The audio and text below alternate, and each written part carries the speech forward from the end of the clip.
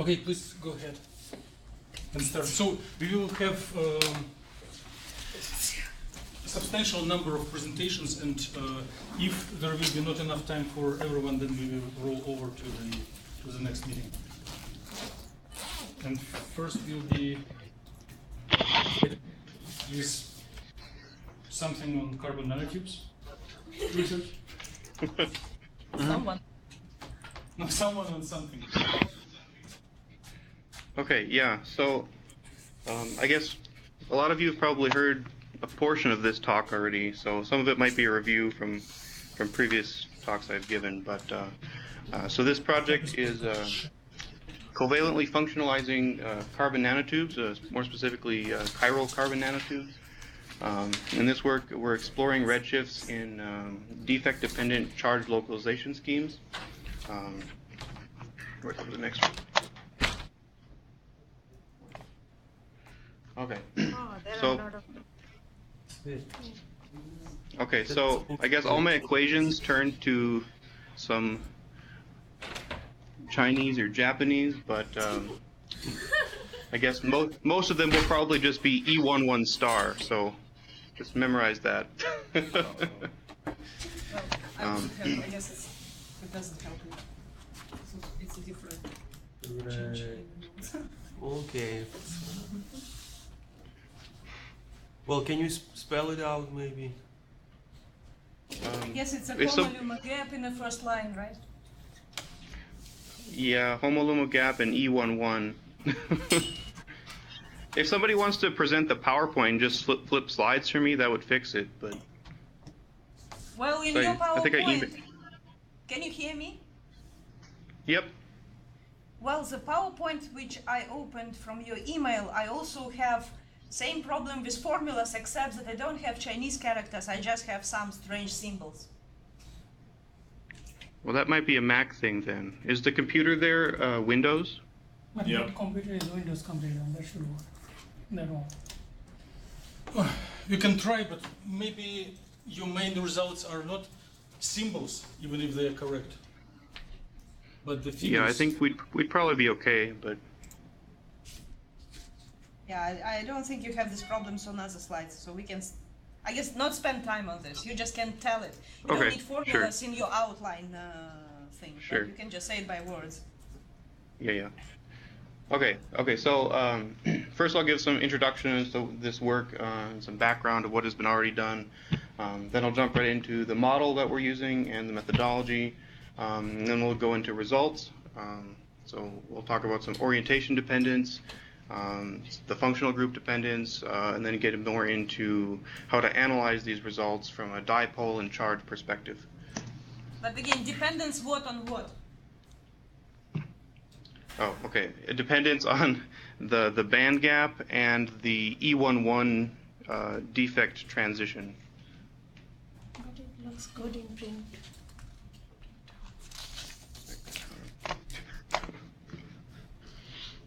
Okay, so there's been a lot of work done with carbon nanotubes in the past few decades. A lot of the applications, some of them involve drug delivery and telecommunications, so the emission wavelength is very important. Some interesting stuff.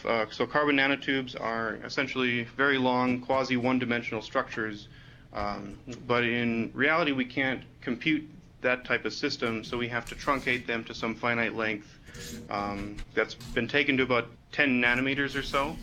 But in order to do that, you need a proper capping scheme, which has been shown previously on the left paper that I'm showing. And then other work has been done in the past as well, looking at the optically bright transitions. So in pristine, they're usually dark tubes because the optically bright transition is usually not the lower one. It's usually, say, the fifth one. But also recently, by Yuhuang Wang, published his paper in 2016, Molecularly Tunable Fluorescent Quantum Dot Defects, showed that you can tune these by redshifting them by producing sp3 hybridization defects on the tube lattice. And so that is kind of the starting point from where we'll be going here. So you can see on the left side... Braden. Yes, they Yep. just here. Yeah. Braden, I usually just Yep. peacefully sleep here, but I have to correct you. You can simulate infinite nanotubes of infinite length and more broadly periodic structures. You just need periodic boundary conditions and Brilliant zone sampling. Okay. Yes, you are right. I mean, But this is university. yep. Yep. But we intend to use TDDFT, usually implemented with Gaussian. Gaussian's not so good with periodic boundary conditions, Okay. With some especially tools. due to the local basis set and stuff. But Okay. so yeah, okay. So it is possible, but in this type of work where we're trying to do finite tubes, Okay. to use this other methodology. So yeah, so on the left side you can see Yu Hong also published this paper earlier with SP3 hybridized defects showing where the absorption and emission takes place. And then by functionalization, you can change the lowest optically active transition in these carbon nanotubes. And so that is kind of the starting point and all we need to know to jump right in. So what we're doing is we're using a 10.5 single-walled carbon nanotube. Some parameters there. It's about 10 nanometers long, about a nanometer in diameter, 19-degree chiral angle, about 1,450 atoms, give or take, depending on the functional group. And so, like I said earlier, this hybridization defect, what that means is when you functionalize the surface of the tube, it interacts with the tube carbon and pushes it from kind of a sp2 hybridized to a more sp3 hybridized. So that's why they call it the hybridization defect. So we also explore not only configurations, but different types of these defect groups. So in three kind of main categories, we have alkyl groups, so different lengths of chains from 1, 2, and 6 carbons, either all fluorinated or all not fluorinated. And then we use some aryl groups, just a pure aryl. We have an aryl with 5 fluorines, and then we have the para-bromo benzyl as well. And then we also attempt some direct fluorine attachment and a phosphofluorine group. So you have one defect that you can place in the tube, but in order to have a closed shell system, so close the valence, you need to put a second one on there. So where you put that second one has been found to be of great importance. And so if you look at the 6 nearest neighbor configurations, you have 3 ortho and 3 para. And so we can denote these in 3 different unique directions. So we can call the plus direction, noted in green on the left and top right figures, as being the chiral angle of the tube, or along that direction. And then the plus plus kind of traverses the tube in the circumferential way, and the minus goes opposite almost of the chiral angle. Yeah, and so you can have either one group and itself, or as the middle figure shows, you can have one group and a hydrogen. And the second group we'll refer to as the auxiliary group from here on out. So we use density functional theory, we use CAMB3 loop, which is a long-range correction hybrid functional. We explore some basis sets. We start with a minimal basis set, STO3G, for all the atoms, and then we systematically increase a basis set on the defect atoms. So first we add 631G star on the halide atoms. So in our systems it would be fluoride and bromide only. And then the third type of basis set configuration we have is the entire defect gets 631G star plus the 2 defected lattice or tube atoms that are now sp3 hybridized.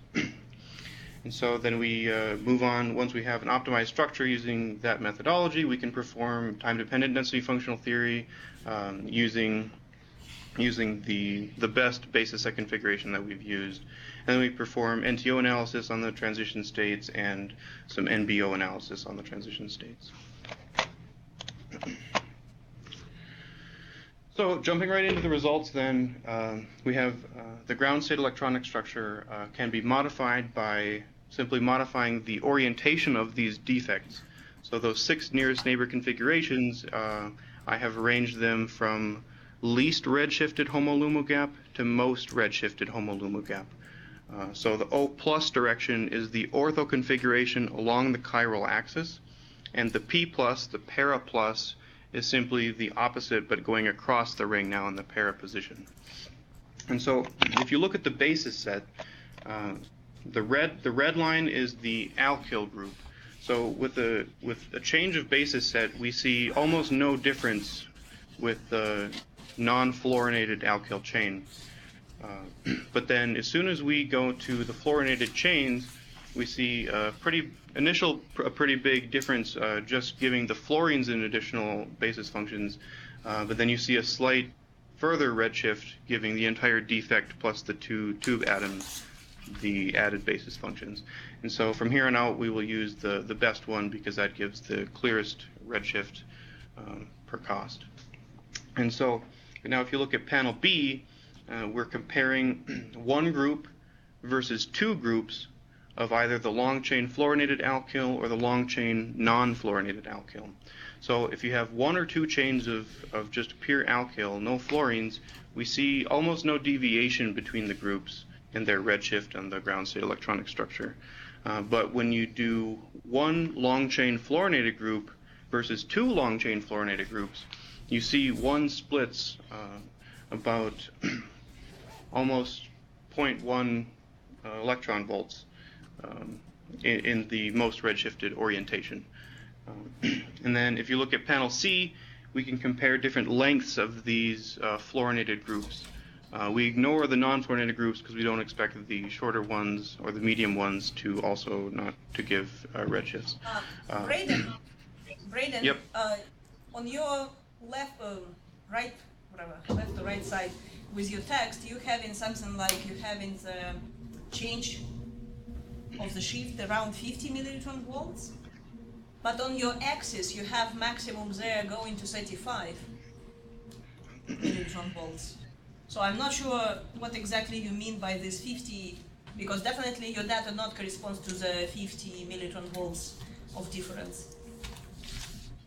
Just because your y-axis is less than 50.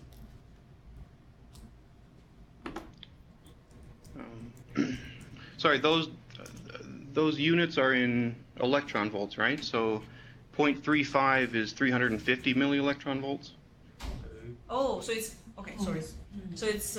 Sorry, I didn't put the units. That's my fault. But is it clear? Yes. Okay. So yeah, in C we see significant splitting between the fluorinated chains when you go from 1 carbon to 2 carbons. We see that large splitting. And then when you increase from 2 to 6 carbons, you see a minimal splitting from the 2 carbons, but still quite a bit split from the other groups, the short fluorinated chain. And then in panel D, we explore some of those non-carbon attachments such as fluorine and the phosphorus groups. And here we can see that the 2 fluorine attachments produce an arguably equal amount or more to the long chain fluorinated groups, the 2 long chain fluorinated groups. And then the fluorine attachment in the hydrogen produces one of the lowest. And as we will probably see throughout this entire presentation, anything with a hydrogen usually is very minimally split from the other groups that are also minimally split. And then the phosphorus will actually produce a mediocre redshift in addition to the orientation. So with other groups not carbon with different electron withdrawing abilities, we can get that mid-range gap filled if we would desire.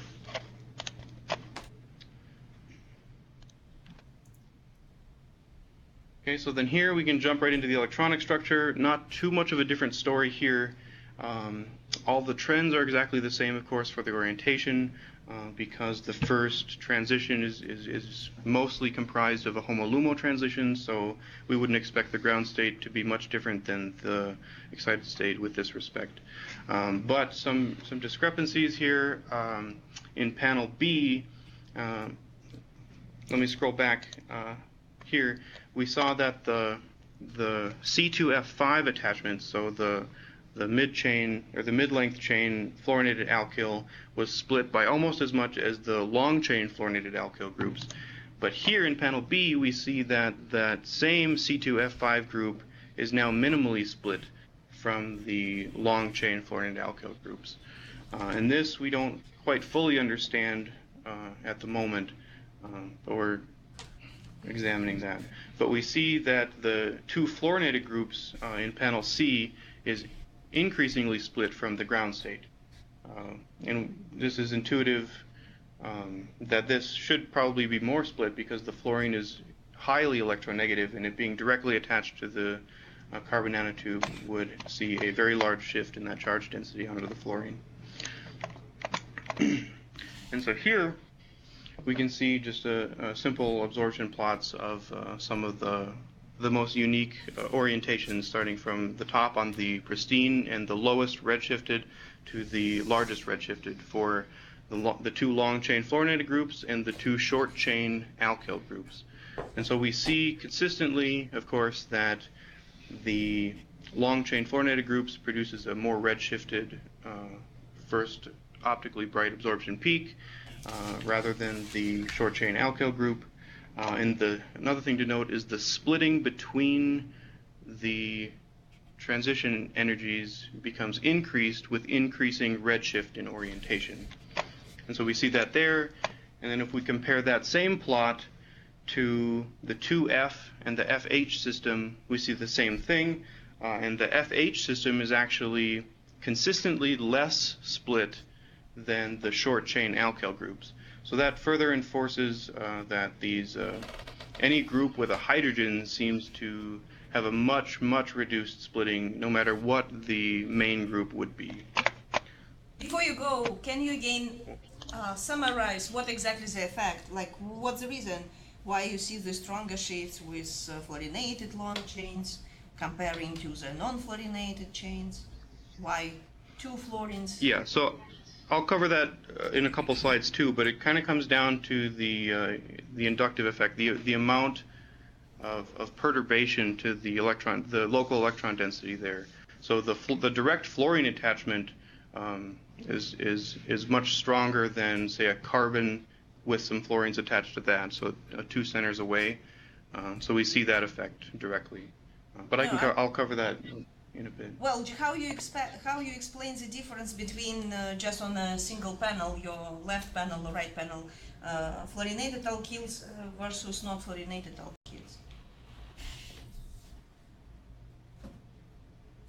But why your not fluorinated alkyls shifted less comparing to the fluorinated ones? When you have both chains identical. Yeah, so if we just consider two identical chains, like on the left panel that I'm showing, the two chains will withdraw electron density due to the electron withdrawing effects of the fluorines onto the alkyl chain, the carbons. But the alkyl groups with non-fluorinated alkyl groups are actually electron donating slightly, and so we'd expect that the localization. So that's my next slide here. The localization is affected by not only orientation but by inductive effects from the groups. Return back to the previous slide. So your inductive effect over ever, again, what is the reason?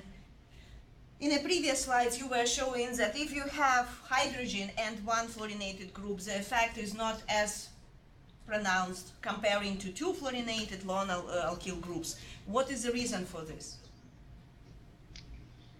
Well, I guess two groups would, I don't want to say double the effect, but would much increase the electron withdrawing effect, and more so the withdrawing of the electron density from the charge as a whole, rather than having a hydrogen there.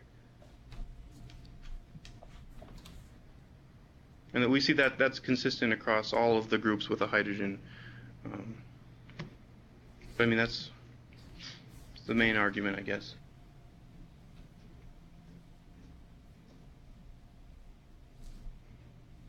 Okay. Is that okay? Yeah. So we can also look at the transition orbitals for those first excited states And so I'm showing the least redshifted on the left side and the most redshifted on the right side. And so you can clearly see a distinction between the two. The least redshifted is very delocalized along the tube. And as we can see either on the next slide or the slide after, those transitions are actually more optically active. Their oscillator strengths are much higher than the ones on the right due to that delocalization of the charge density for this transition. And then you probably can't see by eye, but we expect that the transition density for the 2F and the long chain fluorinated groups to be also slightly more localized than the bottom two. But that's probably not evident by the visual here. Brayden? So on this, There is another question. Can you go back? What does the percentage mean? yeah, so, okay, I didn't explain that too. So there's some information in there too. So the S symbols simply mean which transition it is. So on the left side you can see S3, so that means the third transition was the first optically active transition. The other two are mostly dark. And on the right side, for the most redshifted orientation, you see that it's actually the first transition. And so then the second line is the oscillator strength. And then the third line is the amount of contribution of this HODO to the transition. Okay, got it. And so here, now we can kind of try to analyze what's causing these results to appear. So if we think about, so I talked earlier a little bit about electron withdrawing effect, which is directly coupled to dipole moment, right? So separation of charge is a dipole effect, or produces a dipole rather. And so you can plot both of the previously mentioned results, so the HOMO-LUMO gap on top and the first transition redshift on the bottom against dipole of each group. And so you can see that there's a nice trend with all the groups, and it becomes more pronounced with increasing dipole around 6. I'd say there's a nice shift toward an intense redshift. So there's some species that deviate in this plot. Notably, on the ground state structure, we have arrow BR. I have an arrow kind of pointing to the uppermost one. All of its orientations seem to be slightly more redshifted than the others. And on the bottom panel, of course, we see that 2F is slightly redshifted, and we understand that because, like I said earlier, the direct attachment to the carbon nanotube produces more intense effects, even though the dipole isn't as strong as, say, the long-chain fluorinated groups. So that raises the question. Before you go there, it probably also looks like you have much more significant effect of the dipole on a localized states, which are more redshifted, rather than on this delocalized pi-pi delocalized state, which is having almost no shift at all, right? Comparing to yes, exactly. Yep. And can you explain this behavior? Why you see that this delocalized state have almost parallel, right? Almost straight line with just a very small curve, while the localized states really showing very significant curve, especially after 6 device. Well, I'm not sure I can answer it directly, but if the attachments themselves and the orientation that are given produce a delocalized charge density along the tube, the transition will not probably be affected as much due to the delocalization. But what's the physics behind it? You just rephrase the same thing as absorbables.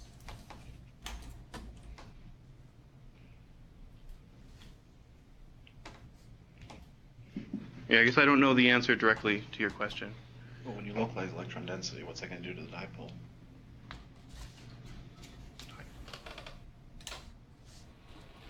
I think he means if you have charges separated by a longer distance or a shorter distance.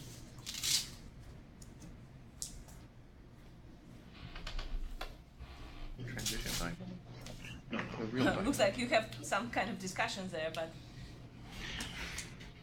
Oh, they can't hear me this time. I'm quiet now. Yeah, I mean, if somebody else knows the answer, I'd be willing to fold on this. well, I guess no one knows. So what's happening if you get the answer of the question from reviewer? We would think about it in much more detail.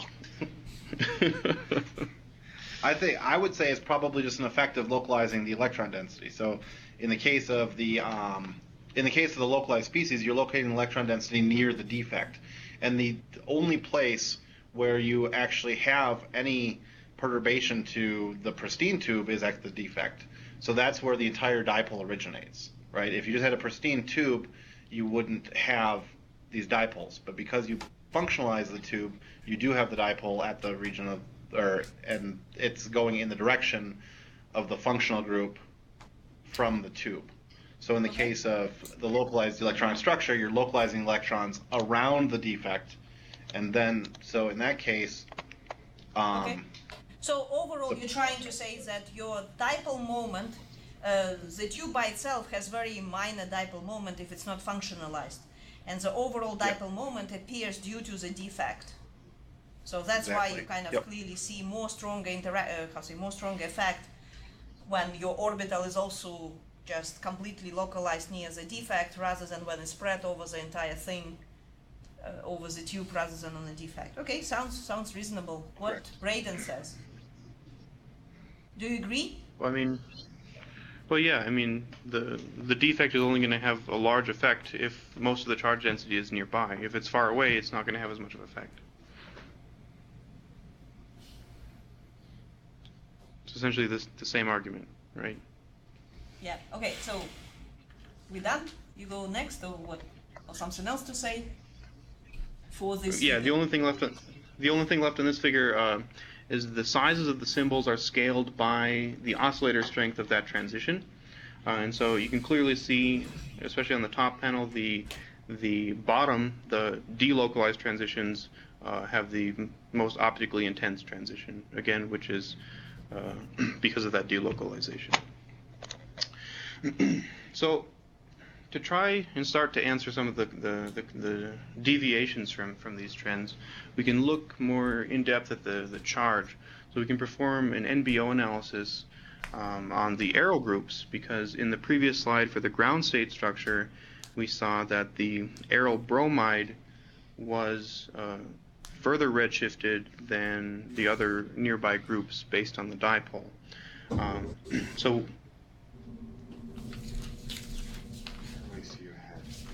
they can't see me anyway. Doesn't matter. But so we performed this charge analysis, and so you can see the odd one out here is actually the fully fluorinated aryl group, as it undergoes that ring charge inversion to give the density to the fluorines. So this really didn't explain why on this plot the aryl bromide showed weird results. So from here we can look at something else. We can look at experimental results. Can you return back on your previous again, this colorful previous This one? Next, I mean previous before this. Like you talked about weird trend. Could you probably give a little bit more explanation what is weird about this trend for alleles? Well, okay, so if alleles you corresponds to this I don't know what color, how you call it, cyan, kind of dark cyan color or tint color, right? Mm-hmm. Yep. And Yeah. again, So if I look on the excited state, it looks like it's not very different from the other ones. If I look on the ground state, then yeah, maybe it's different, but what exactly is weird here? well, if we're purely looking at the dipole moment to try and get a prediction of how redshifted that species will produce the system's transition to be, or the HOMO-LUMO gap to be, this does not follow the trend of nearly all of the other groups that were explored here. And so I don't see, that what raises do the you mean question it as to doesn't why. follow the trend? What exactly not following the trend? Can you So point the exactly trend to that- which things do not agree? Again, for the excited states, they completely follow the trend. What's wrong there? Yeah, just for the ground state arrow BR group. It's further redshifted higher up than all of them should be if they were to fall near the red line. But you have it only for the ground state, not for the excited state, right? Yes, in the For the excited state, excited there's state, you don't see these deviations. It follows the trend nicely. yes, it does. So then I would say, okay, but but again, the ground state, Okay. this is not something which you really measured. Like your difference in the band gaps is not really something which is really very exciting to actually Well, talk about. it may not be- because it's not observable. but it's still an interesting question that arises. Why is that one different than the other arrow groups? Because they all fall directly in place. Okay. So I mean, it's whatever. But then the two F groups, the purple on the bottom panel, that also deviates, and we have an understanding of why that is. So yeah, so on this, I think I talked about this panel. The only deviant here is the arrow F5, which seems to agree in the previous two panels. So this really didn't answer our question as to why arrow BR was going to be the odd one out, so to speak. So then we can kind of take a different approach. We can look at some experimental data, notably Yu Huang Wang's data that he published in the 2016 paper I cited at the beginning, also cited at the bottom here. So we kind of steal his experimental redshifts for that first transition, and then we use his systems. We calculate the dipole and the NBO charge, and we plot them as a function of that redshift. And as you can see, we see really nice trends with these alkyl groups. So the only difference in these alkyl groups is you're changing the distance kind of between the tube and the nearest fluorine on that alkyl chain. So essentially it's along the same series of chemical defects. So it follows a really nice trend. Tube? Is it for 10.5 tube? These were actually computed using a model system. But your experimental methyl- E11 minus E11 star, which experimental values you're talking about, for which tube? For 10.5? I'm sorry, this tube was 6.5, I believe. Okay, so it's a different chirality. Yes, yep. But we have no reason to believe why this physics would change depending on that for this application. But so then if we extend that from those slightly fluorinated alkyl groups along the same series to a bigger conglomeration of functional groups, as you can see in the center, and on the top right plot, you can see we have the same plot as previous. In black is the dipole moment. Red is the first atom on the functional group's charge, and green is the first tube atom's charge. So you can see the dipole moment is kind of all over the place, especially for the aryl species. Sorry. Again, it's the same. What's the difference between this and that? This is now 10.5 tube? No, they're the same tubes. This is just This is a subset of the data on the next one. This just has a lot more different kinds of functional groups instead of just alkyl groups. Oh, so you just add more data on your previous figure? Yes. Yep. Just generalizing, trying to see if we can generalize this trend, because we see really nice trends for all three lines here, but then on this slide we don't. We see kind of okay trends for the alkyl groups for the dipole. The aryls are all over the place, and the other groups don't trend super well. And the red, the functional group charge, also doesn't trend very well, but arguably maybe a little better than the dipole, but still not consistent across all groups. However, the tube charge does seem to yet still be consistent with this previous plot. So you can see this generalizes well to the bottom left figure on this slide. And so possibly the charge on the tube could be much better than the dipole moment as far as a general argument for predicting a redshift. Along each series, or each sub-defect series, so aryls or alkyls or fluorinated alkyls, the dipole does seem to give a pretty good indication in most respects to a prediction of that redshift. And before so you now go, here we can jump. Braden, so Sure. your bottom panel, the green one, this is just the same information as in your top panel, right? You just kind of eliminate, Yep. like you change the scale and you show in only green. Yep. Means it's only the charge Exactly. on the nanotube for all the Yes. species which you tried, which means fluorinated Yes. alkyls of different lengths, and then for fluorinated alkyls, you also change the number of fluorines in this case. Am I right? Yes. Like, because in your previous discussion for the system, you fix number of fluorines. You just changing the length of the chain and consistently changing the number of, with whatever completely fluorinated alkyls of different lengths. And here you really have some hydrogen, some fluorines, right? And you changing the number of fluorines. Yes, yes, this is a completely different system that we're comparing to. Yep, and on the next slide, I'll be back to my system doing the same analysis.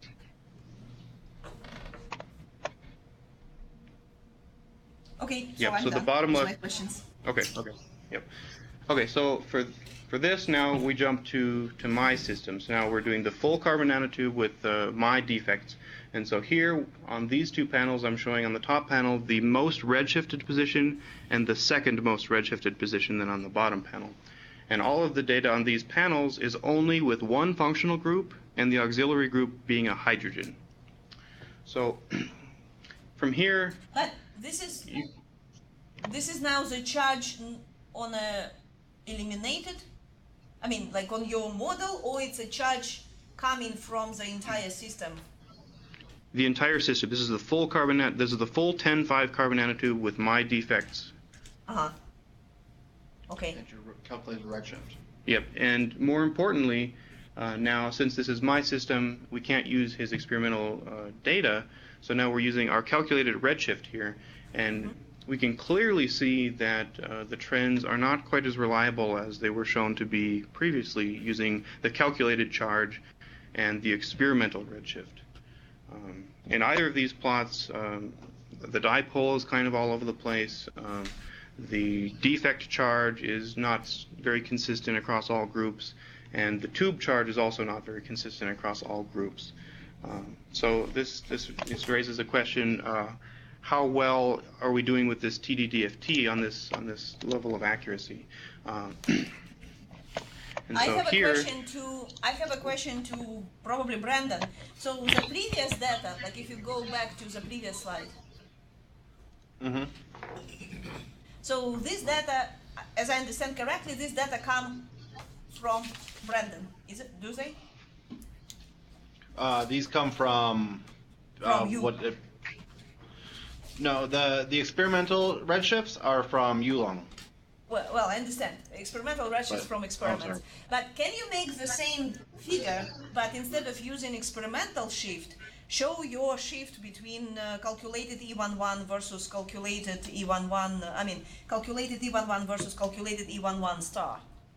To be consistent. Yes, I have done that. I've done that with 6.5 before, because I've previously done this, and I see the similar things to what Braden sees. When you use experimental data, the calculated result, the result actually has a good trend if you look at the carbon nanotube carbon. But if you look at, and just general trends with the charge on the functionalized carbon.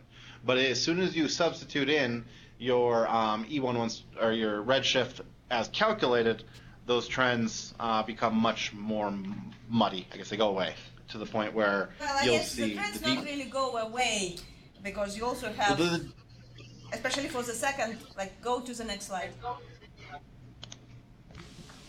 And if you look on the O minus, right, your green is kind of straight line, so you can say they follow pretty nice trend. Yeah, the general trends stay, especially if you limit it to a specific type of functional group. But the trends within are looking at all of the data, including different types of functional groups, then are not nearly as they're not as consistent. We have trends where if we look at the experimental data versus our calculated charges, every point is in line. But Or not in not on a line, experiment, this data which you use, they already averaged over ensemble. Yes. This is not data for a single, precisely single sample, single nanotube, Of course. right? They made many calculations, many measurements, and then kind of average over a range of peaks, right, and take it as ensemble average, which of course Well, they're in means, solution phase. yes, which means again that you kind of average these values, these shifts, right, rather than taking it specifically at specific geometry. While your TD-DFT calculations, it's really for this specific geometry. You're not having Yes. kind of this smooth. And if you try slightly different geometries, let's say you do the room temperature kind of optimization, not optimization, just run dynamics at room temperature and then take many snapshots, recalculate TD-DFT, average, you probably will see much smoother shape in this case. Okay. Do you see my point? So it's not that Yeah, something we've never wrong. done that. Well, I don't say you need to do it. I'm just saying it's clear why you have much more, how to say, much more deviated kind of trends overall from your calculation data, because here you really kind of have like there might be just your geometry. Who knows whether it's really exactly the right geometry, right? So you might be locked, trapped in a local minimum or something like this. So while in experiment, they also might have some special structures, but they already averaged this results over ensemble. So they kind of have a statistically weighted results for those tubes, which kind of gives you the majority, gives you the most probable outcomes. In your case, you really might be more, how to say, sensitive to specific configuration of the tube, which results on this stronger deviation for your trends. But overall trends kind of there, if you can call it trends, because I see the straight Right. line. Yeah. Yeah. Right. And I think we're safe because if we do limit it to an individual type of group, then we're still showing this inductive effect and how it changes the calculated redshift, even in that case. Like if you do the same as you were doing in your 2 slides before, where you're showing just alkyls, right? Right. Mm-hmm. Like this one. If you do the same thing with your tube, probably you will see more kind of close to that trend as well. Right. Mm-hmm. But Yeah. this is alkyls. This is again it's not fluorinated. Is it fluorinated alkyls or what kind of alkyls you showing here? Yeah. On this plot, the main thing that's changing is the distance between the tube and the nearest fluorine. So you're kind of changing. You're removing hydrogens it's and a putting fluorine, it's not- putting fluorines on there. Yeah. So you change the number of fluorines in alkyl groups, and number and their position, just number of the fluorines, or you also put them kind of close to the defect, far apart, far away from the defect. Yeah, What do I you- guess the fluorines are starting on the outside, far away from the interface, and you're adding fluorines toward the interface. So you increase the So you number of mod- fluorines and also moving them closer and closer to the defect site. I mean, to the attachment to the tube. Okay. Yes.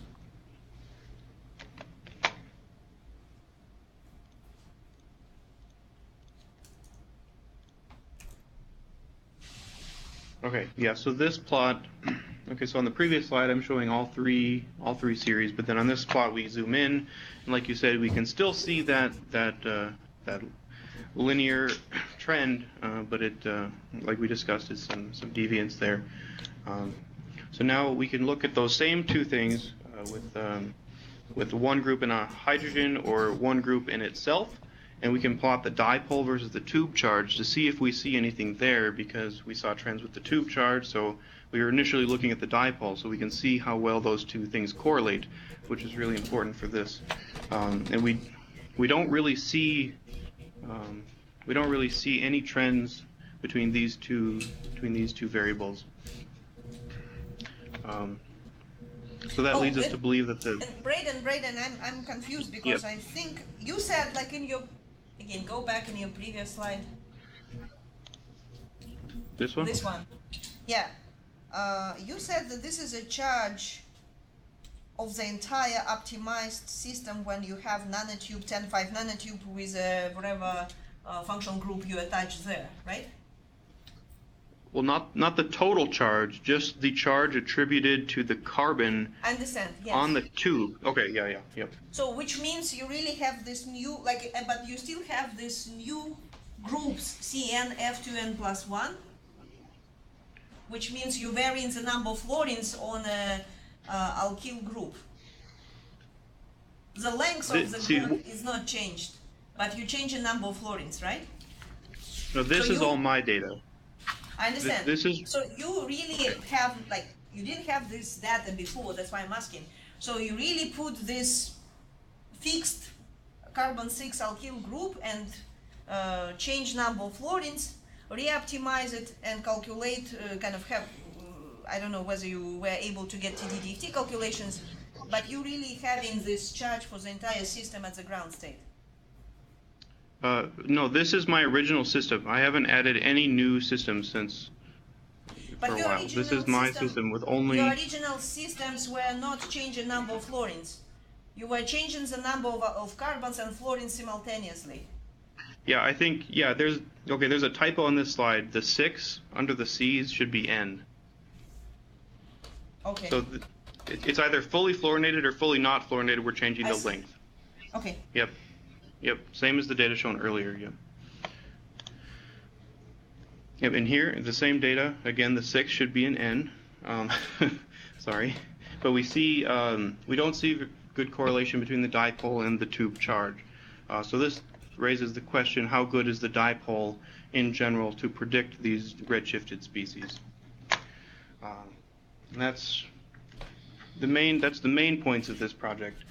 So some conclusions from that are we have the functionalization orientation, which allows redshifting from anywhere from 20 to 400 millielectron volts, and then further tunability comes from the group modification, which can add 5 to 100 millielectron volts on top of that. So the dipole. We've noticed that the dipole can be used to compare redshifting in a series of species. So if you're comparing alkyls to alkyls or aryls to aryls, you can trust the dipole relatively well. But when comparing to experimental E11 star shifts, we see that the computed dipoles and charges for the defect, there's not really a general trend across all species. But when we compare the tube charge, we do see a nice trend, a linear trend with that charge, which is something that has kind of been previously shown with the inductive parameter by Yu Hong's group as well. So the dipole alone is not that reliable in general, and one needs to compare all the inductive effects and the resonance formations to be able to predict these redshifting amplitudes for a wide variety of species. And then acknowledgements, of course. And that's it. Any questions?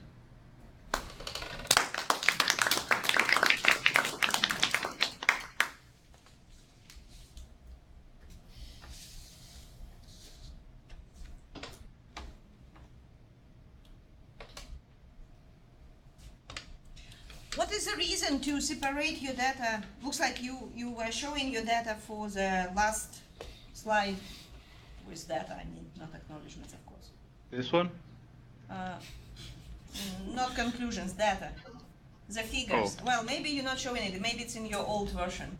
Looks like I have a figure where it says full model R1 over R1 and then PF2 over F. Is it this one?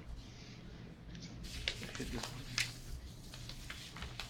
So you have a one figure with your 10.5 where you take in the charge versus the shift and dipole versus the shift. For the case when you have different groups and hydrogen, and you already said that you don't see really the same trend as it was noticed in 6.5 tube with comparison slide to before experimental one. Yeah, this one. Yes. And in the version which you sent in the email, you also have similar figure before the conclusions, which has both groups identical. Oh, yeah, I think I hid that slide. I just didn't show it. But my question, why not to add the same data on one, like why you separate this data into two different plots? Why not just to add the information on the same groups versus information on the one group and hydrogen? Because your dipoles and your charges probably slightly different when you have two groups rather than one group. Yeah, so, I mean, the main reason I separated them was for that reason. The charges, they might be different, yeah. But the auxiliary group being a hydrogen, I said earlier, produces always the least redshifted splitting. And so putting them all on the same plot would be kind of a mess, and it is kind of a mess. But you're showing the most redshifted species anyway, right? Yeah, but all of the, yeah, I mean, I could put them on one plot, but the trends were more easily seen here. You're saying that if you put them on one plot, then your E1, like the range, X range, will be just extended for much higher energy, because they provide larger difference in energy. Oh, I see. So you go up to 0.32 in one case, and you go in here by 0.23 in the other case. So you have about 0.1 electron volts longer axis if you add the other data. Okay. But you have some overlapping. Yeah, we do. Okay. Any other questions? I have one. Back on your absorption spectra, you're comparing, what is it? The, like 6 chains of carbon versus 1 chain of carbon. Is there a reason that you're using different lengths of chains in these comparisons, or is that like so this one, right?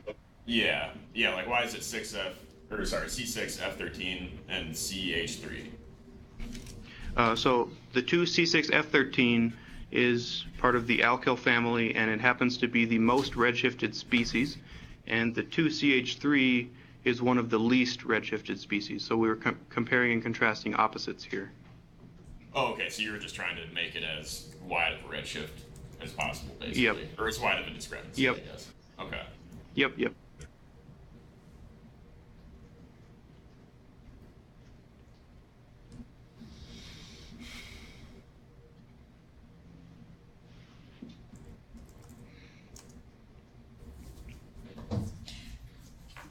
Can you explain, like, if you go to the next with the absorption spectra, like where you comparing this figure with fluorines, with where you have just two fluorines attached, or fluorines and hydrogen attached, right?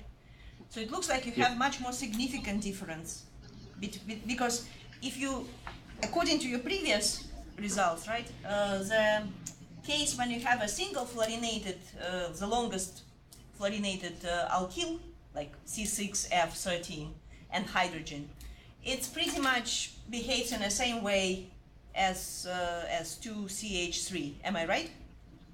Yes. So that's why I would say, like, if we look, like, we can think about this two fluorinated alkyls versus one fluorinated alkyls. One fluorinated alkyls will be very similar to this red curve. But the difference between black and red is much less comparing to the fluorines, two fluorines versus fluorine and hydrogen.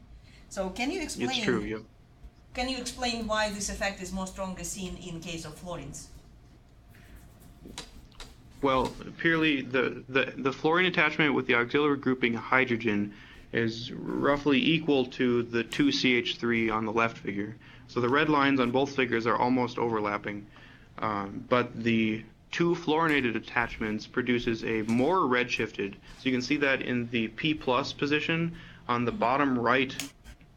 You can see that it's almost 1.1 for that transition energy, but on the 2C6F13, it's more close to 1.2, and so that kind of is a little misleading too.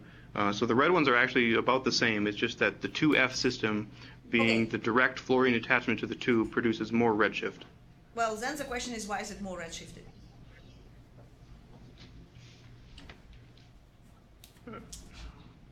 Well, there's a greater inductive effect at that interface with a direct fluorine attachment than if you put a carbon in between. On the other hand, you have probably a much stronger dipole moment for C6F13 rather than for the 2F, right? That's true, but what we've been seeing is that the dipole moment only works for alkyl groups. So with that carbon there, then that dipole moment is more or less trustable. But then when you flip groups around, like putting a fluorine attachment, then you have to look more specifically into what created the dipole, like the charges, because those give more information to the system, as I think this data is showing. Well, if I remember correctly, you were showing the, like, of course, it's if you go to the orbitals, which you're showing, you're also showing your orbitals for 2 fluorines and then 1 fluorine and hydrogen, right?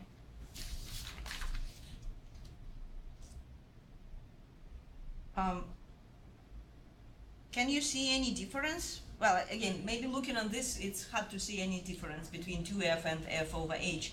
But I remember in your previous versions, you have really kind of, how to say, you just you have a snapshot zoomed around in. the defect, zoomed in the defect. Do you remember, or have you checked? Do you really see some difference in the orbital delocalization in these two cases, 2F versus FH? And maybe more general, very general. You may have even placed in the introduction. Typically, if one has an intrinsic structure and then a defect, there is a chance for defect states localized on the contributed group. But here, your transition orbitals are very delocalized, just in the vicinity. How would you explain it? Like, what is the mechanism of orbitals being delocalized over carbon nanotube rather than being only on the atoms contributed by this functional groups? By the doping. Yep. Yeah. So what I've seen for this tube with these defects is that the ground state structure, I don't see really any charge density on the defects themselves at the frontier orbital level. So the HOMO and LUMO I've looked at. But why? The NT,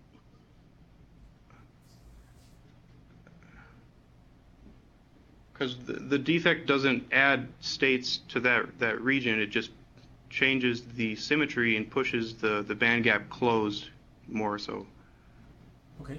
So that's why, again, the naming doping is probably not really a right way to use it. Like, it's not in the same way as we use doping for the semiconductors, right? Because doping means you really introduce the state, which is mainly maybe slightly delocalized, but it's really introduced by this atom, by your doping, by the atom or group which you add. And here, it's really not really the group. Except fluorines, the other ones not really sitting on these molecules. So you just change of the host orbital rather than coming due to this rather than being localized on the defect, not defect, on the group, on the doping. Yeah. Yeah. Did we answer your question? Yes. But still would be probably maybe kind of you can connect the explanation for this more significant redshift for the fluorines, right? Not only is talking about the change in the charge, where again, we clearly don't see very nice correlation between charge dipoles and the splitting. There is kind of, especially charge and the dipole, probably not really very much correlated in this case. But maybe you can really discuss it in terms of localization, right? And difference in these orbitals between comparing these two fluorinated alkyls versus 2 fluorines, where we clearly see that in 2 fluorines really contribute, while in the alkyls, fluorines do not contribute at all. It's carbon which is attached. It's really contributing. Yeah, Even on the NTOs for the P plus and the long chain fluorinated group shown in the upper right corner, you can't see it, but there is a lot of density on the adjacent fluorines as well, 2 atoms away from the tube. Yeah, but on the other hand, we know that FH, you said, behaves pretty much the same as this not fluorinated alkyl, right? Yep. So And anyway, you see charge density on that fluorine, but not the hydrogen. Okay, I see. And also same for the alkyl groups. You see something on alkyl, but not. Yep. Kind of also see something more on alkyl. Okay, but anyway, so this discussion probably can be added for explaining this the most redshift. Like, of course, it's interesting to know why this species is really the most redshifted. And it looks like your 2F is definitely the most redshifted. If you look on the same, especially at the same position, right? So like you can talk about more electronegativity, you can talk about charges, dipoles, as you already kind of did, right? And just looking on these orbitals, you probably can get some difference between 2 fluorinated alkyls versus 2 fluorines and versus this hydrogen fluorines and so on. Yeah. Because the nature of orbitals definitely is different, and contribution of these groups clearly make a different contribution to these orbitals. Yes, of course. Yeah.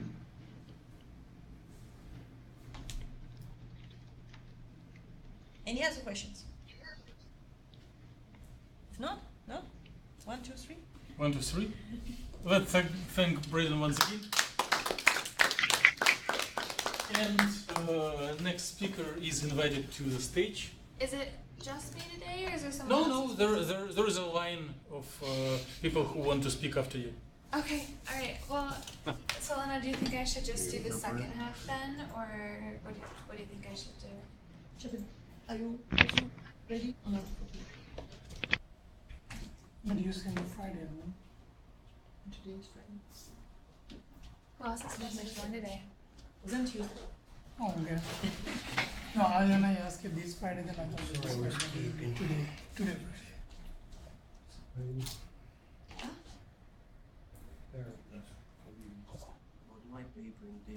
Мне еще не прислал список, там в июле, значит, я просто расширил, потом одно еще черный пейпер. Да я просто по отдельности посылаешь. Подожди, ты до этого ничего не заметил? We submitted to GPC short. Ты мне одну послал в июле. Ты мне одну статью послал еще в июле. Это вот, который GPC. Ты еще обещал свою собственную. Я приходил и обещал. Feel free to keep. Ты что, ничего не читал? Wait, so who else is supposed to be going today?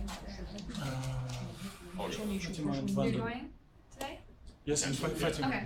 Alright, well then I'm gonna try and keep this short, because this is just...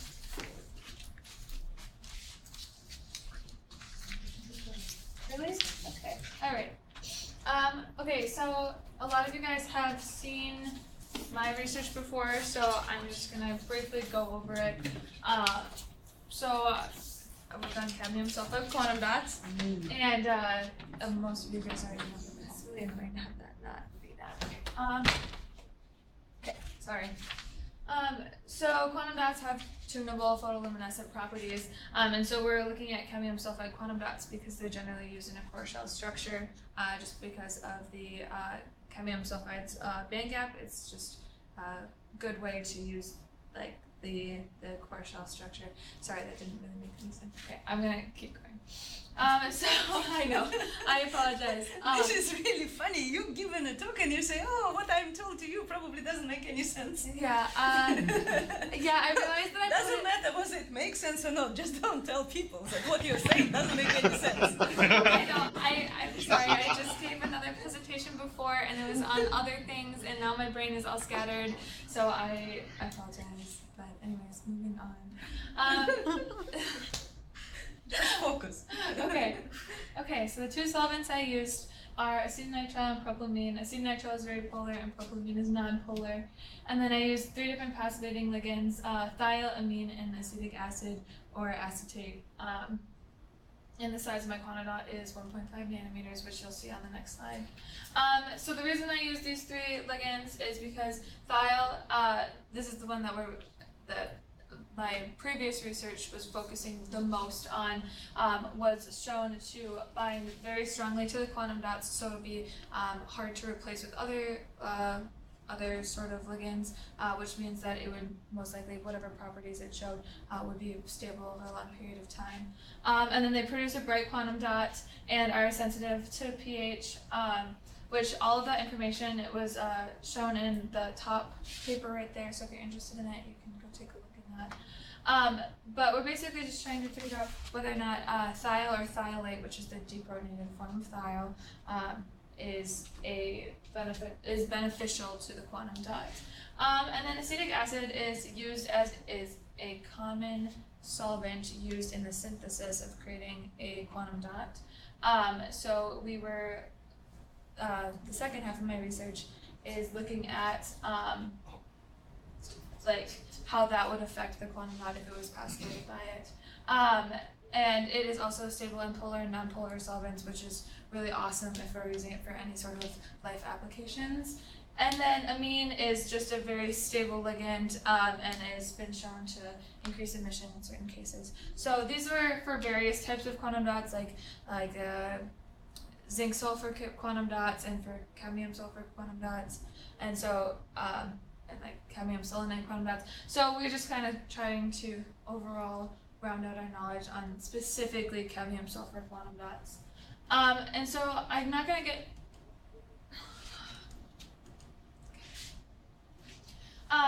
So yeah, these are most of... Oh my gosh, this is so annoying. These are what our goals were for the overall research that I did for the past year and for the summer. So we were trying to figure out what the effect of the solvent was specifically on the structure and the lower optical transitions, whether or not thiol or thiolate had positive or negative effects on the quantum dot, and then trying to decipher which ligands were the most comfortable on the quantum dot, and how they interact with each other, whether or not that's through the proton, or whether or not they form a structure themselves or complex themselves. And then my new research is focusing on how the stoichiometry of the quantum dot affects the photoluminescent properties of the quantum dot. So we'll get into that a little bit more later. And that also goes hand in hand with the ionic versus neutral, so the charge of the system. And then the questions that have been addressed are, specifically, I figured out whether or not including sulfur we'll go over that later, whether or not the basis set affects a more intense basis set affects the computational outcome of the quantum dot, the effect of the thiol and thiolate ratio on the photoluminescent properties, and then some of the effects, this is a very broad statement and a little bold, but some of the effects of acetate and acetic acid on the quantum dot itself. But again, you written back. My understanding, you're not just looking on the acetate by itself. You see the effect of acetate with a silyl, yes, right? So yes. kind of effect of acetate-silyl interaction. Yeah, I should have... So it's not just isolated yes. acetate ligands. You have now two different types of ligands, acetate and silyl, or sialate and acetic or whatever, right? Yeah. It's kind of combination of these two, and see how this affects the properties of quantum. Yeah, absolutely. It's not just the acetate, but the overall system plus acetate and plus extra cadmium. And then methodology, since other people want to go today, you can ask me about it if you want, but the general functional group that I use is the PBE1 PBE, and then I use the 631G star for the smaller basis set, for the smaller atoms, I'm sorry, and then Lano2DZ for the cadmium and the sulfur, and then I calculated and then CPCM for the solvents. And then I calculated the binary energy and looked at the projected density of states. And then this is the Gaussian distribution function specifically for the projected density of states. And then the same thing is like the same basis set, same functional, same everything is used for TDGFT, and then a slightly varied, well, same equation but used for slightly different things is calculated used for the absorption spectra. Is Levi around or not? Guys, can you Yeah. hear? Yeah, sorry. Someone came to talk to me right as I was leaving. But before they can What's the hear us. question? They might be able to hear Hello? us. No, we might can- not be able to hear them Them. since they're not on there. Can you hear us? No, they don't have us on the screen. No, they do. No, they don't. Because I had a question to They Levi can't for hear your us. previous slide. You had the formula which you... Wait, hold on. Oh yeah, the one with the And eye. I wanted No, to it's ask you, unmuted. Yeah. Can you return back? Yeah, it's not gonna, sorry, it's not gonna be on there because So we have this We've index I. been still the whole time. Levi is here, so then can he explain somehow, maybe later Do on? you know how to switch thumb to the board? Because I don't know how to do that. Can you hear us? Why he needs the second index here? What's the second index stays We for? need to be on the main screen in order for that audio to get through. Yeah. We can hear you now. Oh, there. hear Okay, us? what's the question? There's on the Gaussian distribution function, there's an N and an I. What is the I used for? Can you look at my power? Does it say? Did you upload it to the Gmail thing? No, I did not. Here, why don't we flip Can you Is it can gonna you see the focus slides? on the TV instead of the screen? If I can find the remote. There it this? is. The M and the I. The I TV don't know doesn't. quite where Oh, the- this I one. need This the one? density eyes. You're gonna have to guide me. Yeah. One is the state, one's energy. Okay, no, that way more, and then that, Oh, and then N. We good. Can you increase? Can you zoom in? I don't know how to zoom this Maybe one it's- actually. Oh, here we go. Ah, Perfect. So this part right here, and here. Oh, so that is for the projected density of state.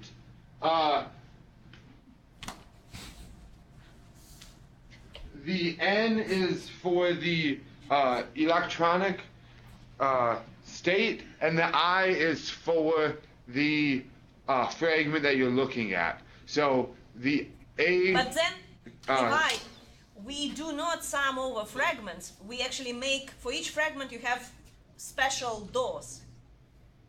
That's Yeah, why so I guess- you should not really sum over the fragments. You actually Yeah, separate so- the fragments. So your I That's- should be taken out from a sum. Do you agree? Yes, and then it should be like A subscript I or You superscript can use I. subscribe, but you should get the subscribe I from the sum because right now It means on the left hand side. A sub I. Yes. omega. So A of omega, it A could be sub I A sub I of omega is equal to all of it, and then remove the summation over I. yes, this is yeah, I agree, right? But Yes. in this form, it looks like you sum over all fragments, which means you return back just to the regular doors, not projected. Yes. Okay. Omega should be new, right? Yes. Yeah, so Omega it should is also be subscript L. new. Because it's omega on the left side hand side, but it's new on the right. Oh hand. yeah, well yeah, but this is Also, probably a notice- typo. A stands for density of states. S stands No, so A is the percentage of each fragment to the total density. No, and So on it the left de- hand, but on the left hand side you also have A. Yeah, I guess Two capital the A's. A Yeah. on, It's different. The probably A it's not a on good the- idea. yeah. Probably you should Yeah. get B instead of A. Yeah, do- It should be different letter here. Otherwise it's confusing, yes. Okay, so be careful, but this equation was, again, I was asking Alisa, she said, oh, I just took it from Levi, so all questions to him. I can't answer that, so. But for my paper, that equation is on there, so. Then it has to be We'll changed. have to take a look at it, yeah. I We need to can't, I return don't back know how to to. the- So we don't need to hear to them Yeah. anymore. We have to skip to the mode I where. mean, But I can just present on this, that's fine too. It's they fine. can communicate with Jebet and tell if we need to Switch the mode. switch the mode. Yeah, that works. Somebody has to move us back. Okay, so And then, this should be except for you have seen this before. This is my structure. This is 0.5 nanometers. And then A and C are 2 coordinated, so the most reactive layers. And then B and D are 3 coordinated and less reactive. So that'll come into play later. But why D is less reactive? Isn't it supposed to be more reactive because it's surface layer? But it has 3 surrounding. It has 3 bonds, so it only has 1 unsaturated bond. So it's less reactive. So you have cadmium 3 coordinated cadmium versus 2 coordinated. And guess which one is more reactive? Of course. What about the coordinated H is cadmium? There are cadmium So on the H. this, you can't see it very well, but sulfur's on the outside of the bottom, and this is on the inside. Oh. And on the top, it's all cadmium on the outside. Oh, okay. So like it is still surface, but it has 3 bonds. So there's only 1 free bond to interact with. So. And of course, these 2 bonds completely change when you optimize the structure, right? Yeah. So then those which were 2 coordinated, they kind of get into the position having 3 neighbors. So they kind of self-heal themselves. Yeah, but for the purpose of like adding specific layers of atoms, not atoms of like molecules, we'd put them on layer C if you're interested in how they reacted to a more reactive surface. So yeah, and then we have thiol and thiolate, which that tends to do coordinated thiolate. So this is just kind of a, I had a lot of questions about this before when I presented, this is the binding energy, and a lot of people asked me about how is it possible to have a positive binding energy for this system, so I thought that maybe it was a mistake on my part, so I took this C layer here because acetonitrile is the only solvent to have, well, I only did 2 solvents, but acetonitrile has the positive binding energies, and then I took the C layer, which is the most reactive, and it kind of has a dip in the binding energy, so it's more it's a stronger bond. So I decided that I wanted to try it with different basis sets just to see if the basis sets had anything to do with the value that I was receiving from this point, from this calculations. And so here are the different basis sets. This first point here is using Lano2DZ, which I don't know why I didn't write it bigger, but that's what L stands for, is Lano2DZ. So it has the cadmium and sulfur, all cadmium and sulfur, including the sulfur from the thiol ligand, incorporated in the Lano2DZ, where the rest of the smaller atoms have 631G star, and then it progressively gets more complicated. So what is the difference between first and second? So this one has all sulfur, so including the one from the thiol, and then this one does not have the one, so the ligand is all. So you treat your sulfur from thiol differently comparing to sulfur from the quantum dot. Exactly. And you can see that it slightly increases the strength of the bond towards the end with the more complicated basis set, but it took me like 3 weeks or not 3 weeks, but like a solid 2 weeks to run it, and it didn't significantly decrease. So what you're trying to say, energy. When you go into increased basis set, you see the significantly increased computational time. Yes, comparing to your very first or second case. Yeah, this would take, for the system that I was using, which is thiolate with a proton on it, and thiol and thiolate with no amine, by the way, so like it's a very simple system. This only took probably 10 hours, and that was going on weeks. So the last one. Yes. But what about if you just increasing your basis set for the ligands? Did you also notice that it's significantly increasing the time of calculations, or not really? I know I couldn't tell you for these two. Well, I know that this one took longer, but this one was roughly the same well, as that because one. it's only one sulfur different. Yeah, exactly. I don't know for the middle one though. I didn't look at it. But especially for the end one, it was just substantially increased, and it didn't necessarily affect the binding energy enough for me to think it was worth the computational cost to go back and redo all of my research. So, anyways, that was the explanation that I came to for that. And then I also had another question about whether or not the thiolate H here was, well, this was a trend on each layer of the quantum dot, or if this was a anomaly and just happened to have one bright, like that specific layer had one bright transition. And these are all on layer A. And so this is But can you again just remind what exactly is the trends you're talking about, and then you can discuss specific of this specific the brightest or whatever. Also, I just noticed a typo. I don't know if this do this. I changed this before and it must not have stayed. But this is amine and that's noamine instead of propylamine. Just clarifying that. So what we can see. Okay, again, if you go with columns. The first column is covered with amines and only one sialosilate. The second one, bare dot with one sialosilate. Yes, exactly. And then top is propylamine, and this is acetonitrile. So here we can see that there's no completely dark transitions, but none of them are extremely bright. But you can see a sharp increase. I only included the first 2 or 3 transitions because it was just kind of overwhelming to include more. So these are for the first roughly 3 or 4 transitions, and they're not dull, but they're not bright.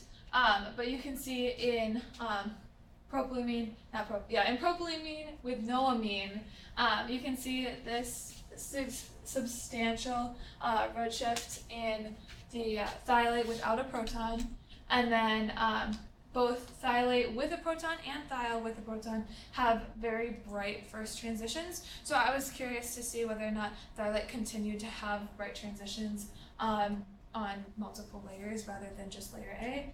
And so on my next slide, I went into it a little bit more. So this is calculated for thiolate H in propylamine with noamine for all layers. So depending on the color is the layer. So what I was curious was whether or not a network had anything to do with the oscillator strength. So what I mean by a network is, you can see here, this is a depiction of thiolate, and this is a depiction of thiol. So if there's some sort of, if this bond shortens and this bond shortens, or like rotates, so that they're it's in between thiol and thiolate with a proton on the surface, whether or not that has anything to do with the oscillator strength or where it is on the energy, as far as where the first transition is. And you can see here, layer C and D are the 2 shorter ones because it has 2.47 and 4.1, which is roughly, that means that they're very close together. It's extremely redshifted, and the first transitions are fairly bright. And then at 4.7, it's more. But again, for you, am I right? Is that for your C layer, you start with thiolate H, right? Yes, always. Initially. On all of these, yeah. But it looks like, because I remember your previous presentation, it looks like in the A, B, and D, if you start with thiolate H, it leaves as thiolate H. But if you start with thiol, with thiol H and this, it starts as thiol. But on a C layer, right, it's kind of, you start with thiol, it returns to thiolate. Yes. And if you start with thiolate, it kind of has, not like this network, kind of have this tendency to return back to the thiol rather than being a thiolate. I would say it's a solid in-between state. Okay, yes. So that's why probably you have such a very big difference with your C, because it's really not any more thiolate, it's this network position, right? Yeah, and then you can see as the network decreases, it gets more and more blue shifted, more to the point where like one thiolate on the surface. So you have completely 100% thiolate on A and B, right? Yes, sure. Yes. This one is like slightly interacting, but I just think like layer A, but I think that's just a like circumstance of where the proton was in relation to where the thiolate was. I don't think that has anything really to do with like the reactivity of layer A. So I think layer C is the one that really creates a network every time. Anyways, I thought that was pretty interesting, just so that you could see that clearly the network had something to do with the the gap in the absorption. So yeah, that's kind of the. But again, return back.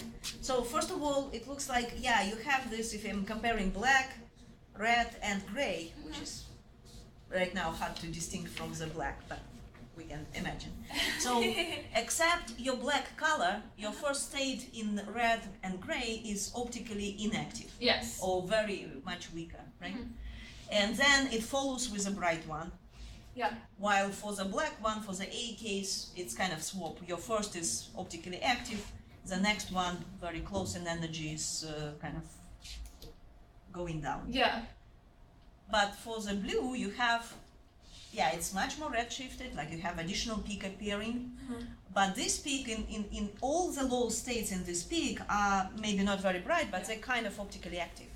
Which again, if we're thinking about emission, which happens from the low state, you expect that in a case when you really have this network, kind of in between, not silate exactly, you have redshift for the emission comparing to the pure silate case, right? Yeah. On one hand. On the other hand, you probably expect that your emission probably would be higher. Yeah. Especially if you compare with the case B, the red one, and the case D, the gray one, right? Yeah. Yeah. With only exception would be your black one, A, where you It's really way have up. the very low state is very bright. Then maybe this case it also would be emitted with a blue shifted emission. Right? That's the downside to A and B is that they do have those. Well, A, B, and D is that they do have those really dark states. But okay. Yeah. So. But overall, we again maybe not 100% evidenced, but looks like that if you have really this in between this network position, so the emission will be not probably quenched. I don't think so. It will be redshifted, but not really quenched. Yeah, which is I think an interesting thing to like look into further. But that's what I have for right now. So. And then that's kind of it for the, that was just the questions that I went back and answered for my, oh my goodness, for the one thiol, but now I'm kind of moving on to the full passivated. So there's, I don't think I mentioned this earlier, but there's 21 cadmium binding sites on this particular quantum dot. So then there would be passivated by 21 thiols or thiolates with the proton. Obviously, I can't just have thiolate without the proton because that would be an insane charge and just not realistic. So I started with thiol in these two here and thiolate with these two. And something that's really interesting to note is in propylamine, you can see some extreme deprotonation of thiol to thiolate, and that moves like over. I thought I put that one here. Sorry, give me a second. You have 9 deprotonated. Yeah, I put it on the wrong side. But yeah, so this one moves like roughly 1 angstrom, which is a significant distance for that proton to travel. Whereas this one starts with thiolate H and is like turning into protonated thiol, and that barely moves. It moves like roughly like 0.1 angstrom. So it is moving, and it is like looking isn't the right word, but directioned towards the thiolate. So you can see that it's clearly a network, and that if like any sort of perturbation were to happen to the quantum dot, that it would be possible for that proton to return to the thiol, return to the thiolate and create thiol. But in acetonitrile, so overall, again, we can kind of conclude that either you start with a full passivated thiols, you will end up with, I don't know what, did you figure out the percentage? Yeah, I have it. It's all of it's on the next slide, so I don't know why. But you have 21, right? Yes. And 9 of them are deprotonated, so it's kind of not exactly 50, but it's 4 to 3 ratio. Yeah. And return back again. I know. I don't know what I was doing. Here, if but you start with thiolate, you also having kind of a little bit. Majority of them stays as thiolate, but I would say close to 50-50%, like almost equal distribution with a little bit preferential kind of thiolate. Going either to thiol or to thiolate, depends which of them initially you started from, right? While in acetonitrile, you clearly see a significant difference between between this new species, new network species. Right? Yeah, so these ones, so this one, you can see that thiol moved over an angstrom, and then here, this, it is moving from the thiolate to the surface, no, from the thiol to the surface, but it's 0.1 angstrom, just like that one is over there. So the network is there, but it's just not as expansive as it is in this case up here.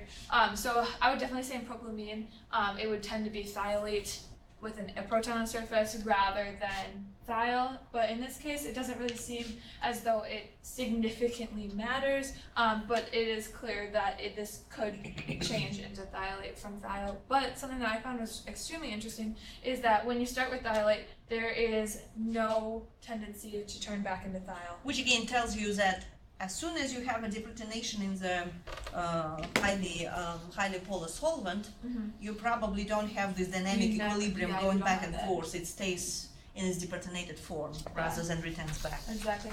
And it's not even, none of them are even oriented towards thiol, well, the thiolate, so it has no want to go back into that direction.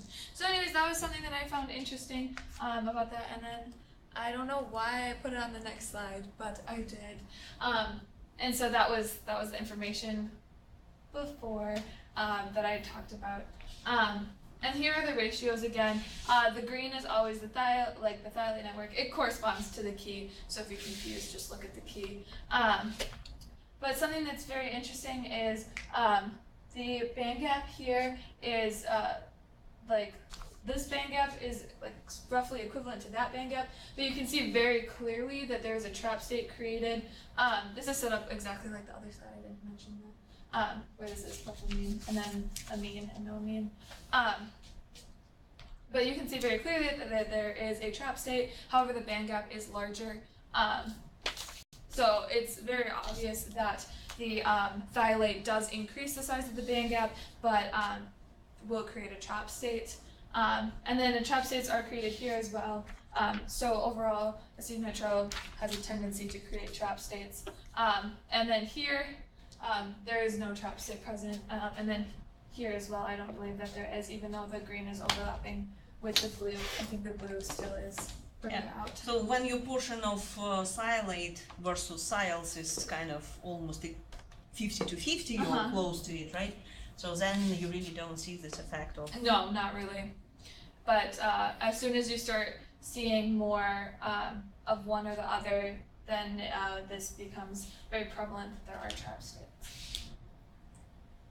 Is there any questions about that? Good? Yeah? Okay. And then this is just kind of summing up what that full thiolate passivation was about. This is the absorption spectra for the full thiol. So thiol is in black and thiolate is in red. And here in the nonpolar solvent, which I didn't label, but this is propylamine and that's acetonitrile. They're roughly the same. Like this is slightly red shifted, but they're not terribly far apart. You can see the drastic difference in thiol and thiolate, which I believe is completely due to. So again, for your, can you return back to your? So the black on the right in acetonitrile, it still would be majority will be thiols. Yes, majority thiols. But you have a little bit of thiolate present. Yeah. And for the red, for the acetonitrile, we have completely 100% of thiols. Thiolates. Thiolates, yes. Okay. Wait. Left and right, what is the difference? This is propylamine and that's acetonitrile. And it is not. You return back to the. It is not labeled. It is not labeled. No, I know. But I it's forgot. kind of follows the same idea of this. This is actually density of states. flipped upside, but like, yeah. So I completely I labeled it and I sent you the wrong one, but it's okay. Yeah. So this is propylamine and that's acetonitrile. So this is has to do with this is full thiolate and this is like mostly thiol, which is I think why that there's such a large difference between the two absorption spectras. So, yeah. But also, again, not a big difference, but if you look on the black with your A case, right, you have these two states which are kind of optically active, Yeah. and that's the lowest one, while in in a red case where you have more silate, a little bit more silate, the low state's really dark. Right? Yeah, completely dark. And if you go back to your acetonitrile, then in both cases you have low states being significantly. Yeah, that's kind of what I concluded is depressed. acetonitrile is just not fantastic for the optical properties of this specific one. But you again looks like if you have majority of sials, well, it's a kind of equilibrium concentration, but with a little bit preferential kind of equilibrium towards sial, you probably expect that your low state would be bright if it's not a very polar solvent, right? Yes, and absolutely. you expect that your emission will be improved. Yeah. So in nonpolar, thiol is the more optically active, and then in polar, it doesn't matter. They're both. I mean, you can see the increase, the sharp increase in thiol, which is like, is good, but still the first transition is dark, so it's not completely amazing. And then here's the overall absorption spectra, and this is kind of sitting like in a different form of what we said before. We were just trying to see how bright the quantum dot could be eventually, and so This is not bright. This is absorption spectra. How much it absorbs? Where does it absorb light? yes, Because it's not emission spectra; it's absorption That's- spectra. I must have said the wrong thing. I don't know. You said like how bright the quantum dot is. Bright means if it's emit light. Yeah. But here you're looking on how, like, what exactly is their energy range where it the most absorbs. Yes, I knew that. I just said it. I said it wrong. But with my conclusion for this entire graph here is that with anything over 60% thiolate, which it could be lower, but I don't have any. I don't have calculations on that. It creates this little hump here, where it's not absorbing at a larger rate like thiol is, and that same trend is seen over there. So the greater percentage of thiol, the more intense these peaks are towards the redshift of the area of the spectrum. Like again, in both cases, in both solvents, you have the kind of active peak, the most active peak in a case of you have silate enriched system, right, at around 3.5 electron volts. And then you have a little bit bump with redshifted, and this and pretty much the same for sials, right? So this 3.5 peak is also present when you have sials as well, right? But with sials, your low energy peak is much more pronounced, right? Yes. Again, either in acetonitrite and propylamines, and in propylamines, this low energy peak is also having kind of high intensity comparing to the acetonitriles. Yeah, and then So which again looks like overall the effect of solvent is probably more pronounced for the sial case when you have more sials rather than when you have more sialates. Yes. Yeah, because the spectrum of sialate in both acetonitrite and propylamines looks much more, similar rather than blood curves in these two pictures. Yeah. Lisa, Levi wanted to know the relative intensity of the first transition in the 4 cases, I guess. 4 cases?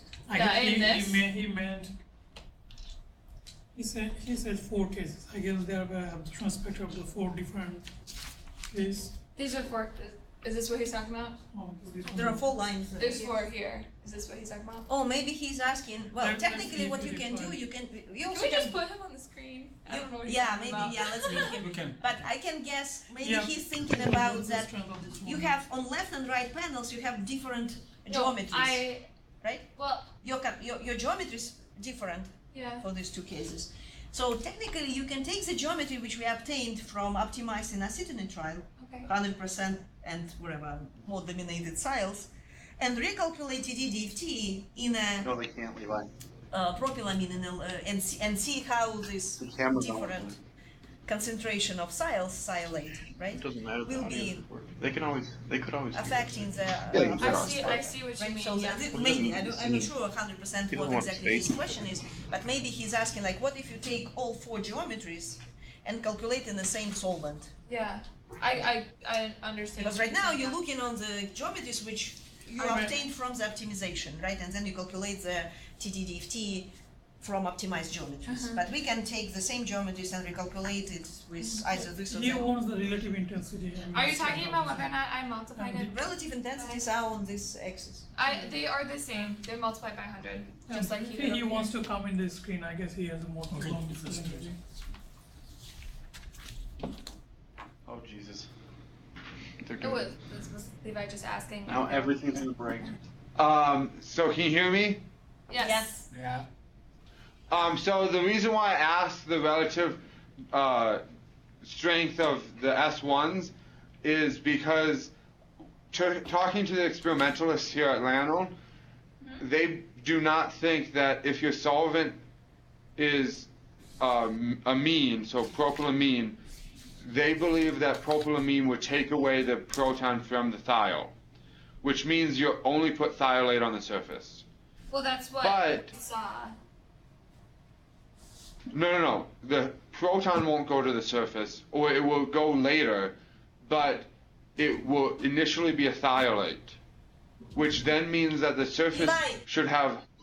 Yes. Levi, did you remember the email from Sergey Ivanov? Yes. So he kind of addressed this issue. So just looking on your pKa, you expect that yes, amine will deprotonate the carboxylic groups with the carboxylic acid, but not really the sialate, the sial. I feel like this is I thought. another time. Wouldn't it pull 'Cause I can't answer your question. Carboxylic? So I guess the main thing is, while we're thinking about this project, it might be a good idea to think about the proton, if the solvent can take away the proton, because if propylamine does from the thiol and it makes thiolate, it might actually be that the acetonitrile is a better solvent because it won't pull off the proton, and if the thiol goes onto the surface, it is, I thought, more probable that it will stay a thiol than convert to a thiolate with the proton on the surface, which But then you need if to the balance the charge. Then you need to balance the charge. Then you're talking about different stoichiometry. No, the thiol is a thiol, so it's net neutral, and it goes on just like an amine, so you can do a stoichiometric quantum dot. Wait, okay, you need to start over. What is your question? So my question was leading to a statement that is, it might be prudent to think about the physical experimental conditions rather than just going with our theory, because So, it might okay, be great. that. This is what you will do when you return here. You will start with thinking about the experimental conditions and modeling it, okay? But now Okay, good. we cannot just guess, right? So this is the data which we have. But they are the same, like they're multiplied by the same amount. So if you're asking if they're like I have all the information and I can give it to you. So yeah, is that good? Can we talk about it later? Because if we don't have data which looks like you're asking something which we didn't calculate, then what exactly is the question? We need to calculate it first and then compare. Right now, we don't have any other data than those which are shown on the plot. And I'm not saying that you need to do more calculations. It's just food for thought. Okay. Okay. Keep explaining so that we don't waste time. I can't. She can present on the TV and we can. Okay, so we're gonna move on to the new stuff that I've been doing over the summer, which I only worked on for a couple weeks because I had another job. So, You can use the big screen now. so I'll try and answer the best I can, but it is still fairly new. So we were trying to figure out whether or not the stoichiometry of the quantum dot affected the brightness of the quantum dot, and something that Solana made known to me was that acetic acid tends to deprotonate into acetate when in presence of the quantum dot. So we were trying to look into whether or not acetate affected the quantum dot, but since acetate has a negative charge, we need an extra cadmium so that we can start balancing charges because we can't have a crazy charge system. So, yep, this is what it looks like before optimization. Well, this part is optimized in a solvent, and then I place it on there just to save some time computationally. And then that's after optimization. And it looks a little weird because it's not like in a normal layer, but this is exactly where you would expect it to be if it was following this trend. It's not any further away than it should normally be. So that's what that looks like.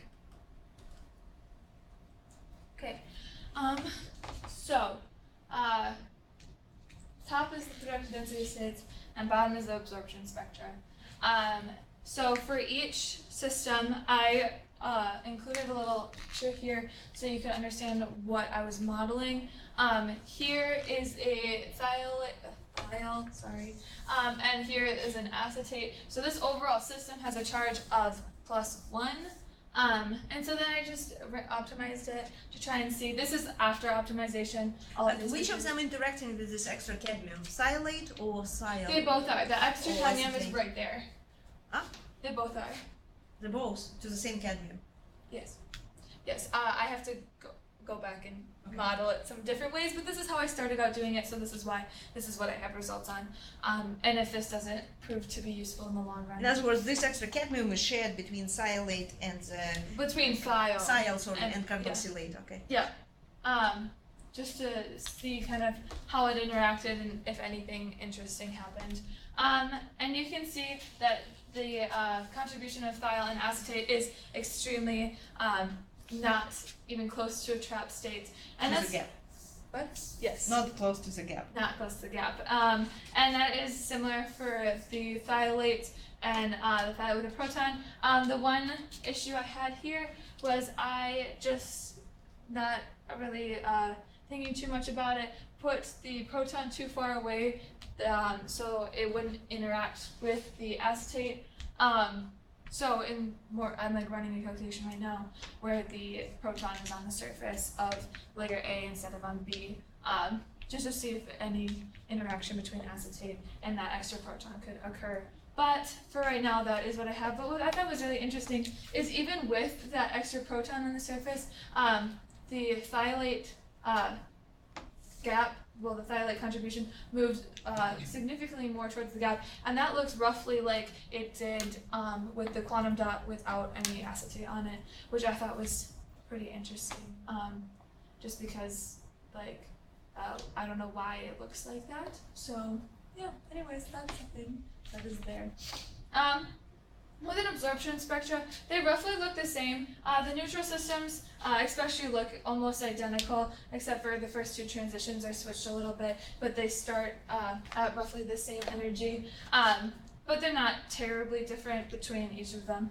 And I believe that I didn't include it on here, but they look very similar to just having an acetate on the surface of the which solvent is there? This is all in acetonitrile. So I haven't gotten to calculating it in propylene, so it's all in acetonitrile. I definitely should mention it. Okay, any questions about this? No? Okay, did I remove? Okay. So these are the initial structures that I started with, and these are the end structures after optimization. And here I included all of the cadmium bonds, so specifically the extra enriched cadmium to the cadmium of the surface, just because it was a lot easier to understand how far away it was being pushed from the quantum dot based on that particular bond. And here you can see this is the quantum dot here, and it makes its own complete little shell, and the acetate is kind of blocking the extra cadmium and pulling away. And so if it was in a solution, I'm assuming that would precipitate out of the solution. And then this thiol is just kind of kicked off, which I think that's because it was interacting with the extra. This complex. Yeah. This complex. Yeah. So I think the next step would be to move this acetate someplace else and put a thiol there instead and see if it continued to make that same jump off. And then here the same type of situation is seen where the thiolate is kind of pushed off the surface, but it is still... Now your cadmium is kind of stealing by thiolate. Yeah, which is slightly interesting. But you can see how much further away that that cadmium is than over here, and I believe that it has something to do with where I originally placed it, because you can see between each of these gaps is roughly 2 angstroms. Well, yeah, roughly at 2 angstroms. So if I were to do this again, I would make sure that they're all at the same length, and then recalculate it just to see if they all like ended up at this length, or if it was just because I put it further away. And then what I thought was extremely interesting, the most like relevant thing to this, was if you created the same system and put a proton on the surface, even if it was on layer B, so it's fairly far away, the thiolate is pulled from that complex back down towards the quantum dot. And then that little acetate cadmium bubble thing kind of is pulled away from the quantum dot. So that's something. And what is your thiolate in this case? The thiolate is right here. It's hard to see. So it stays on the surface. Yep, stays on the surface, and it's pulled towards the proton, which is really interesting because this is very clearly it was the same. Like looks like you have 2 limiting cases, right? One case, oh, actually, 3 limiting cases. One case you really just completely disattach in both thiolate and carboxylate groups. Yeah. But maybe again it's because your geometry is really very awkward. Yeah. The other case, when it looks like your carboxylate stays on the surface, they do interact with the quantum dot surface. Yeah, they're very close. But this extra cadmium is kind of taken out, and you create in cadmium thiolate something which kind of moves out, right? Mm-hmm.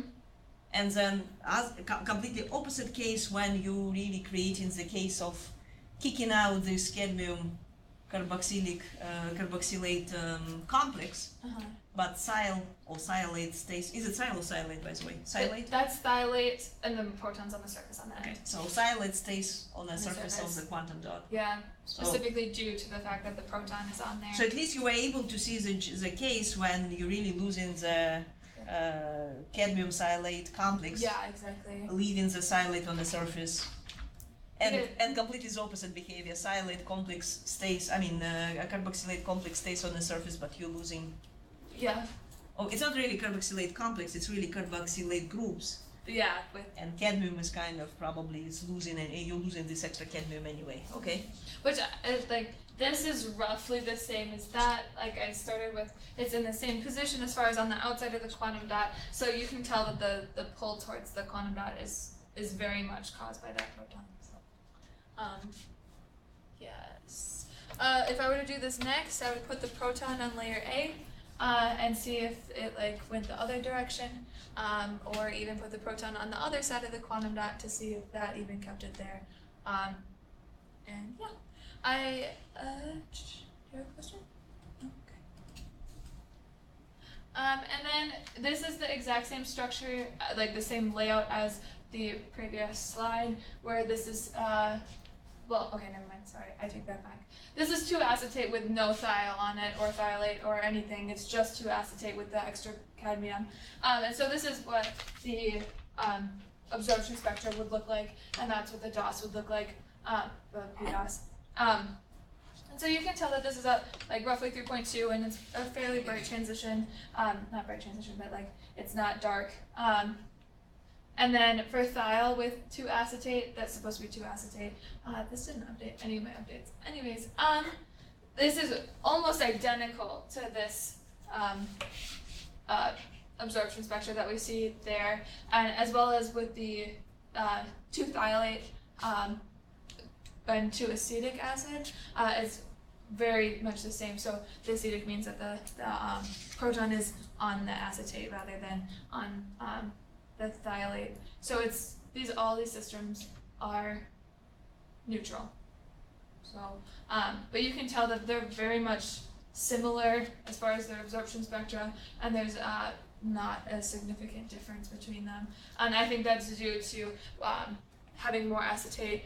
The quantum dot takes on some of the acetate characteristics rather than the thiol or thiolate characteristics. but I definitely need to look into that some more. And then these are some more systems that I've looked at, where this is the extra, right here, is the extra cadmium, and then there's acetic acid with the thiolate. Just trying to see whether or not the proton preferred to be next to the acetate or on the thiolate. You can see here that it prefers definitely to be on the acetate. And then here is the starting system where you start with thiol and then two acetate molecules, and then at the end of it you can, like, this is before and then the after, you can see that it definitely prefers to be on the acetate molecules rather than on the thiol. So that was something that you could look into in the future as far as if you wanted the thiolate characteristics. This might end up deprotonating thiol into. But this is optimized or initial stuff? This is optimized. This is initial, and that's optimized. So those two are the same, except for before and after. If I were to continue doing this, I would separate them further than they are originally, because this is very close. It's not as close as it looks on this particular view, but I would try to put them further away and see if they were to continue to deprotonate like that.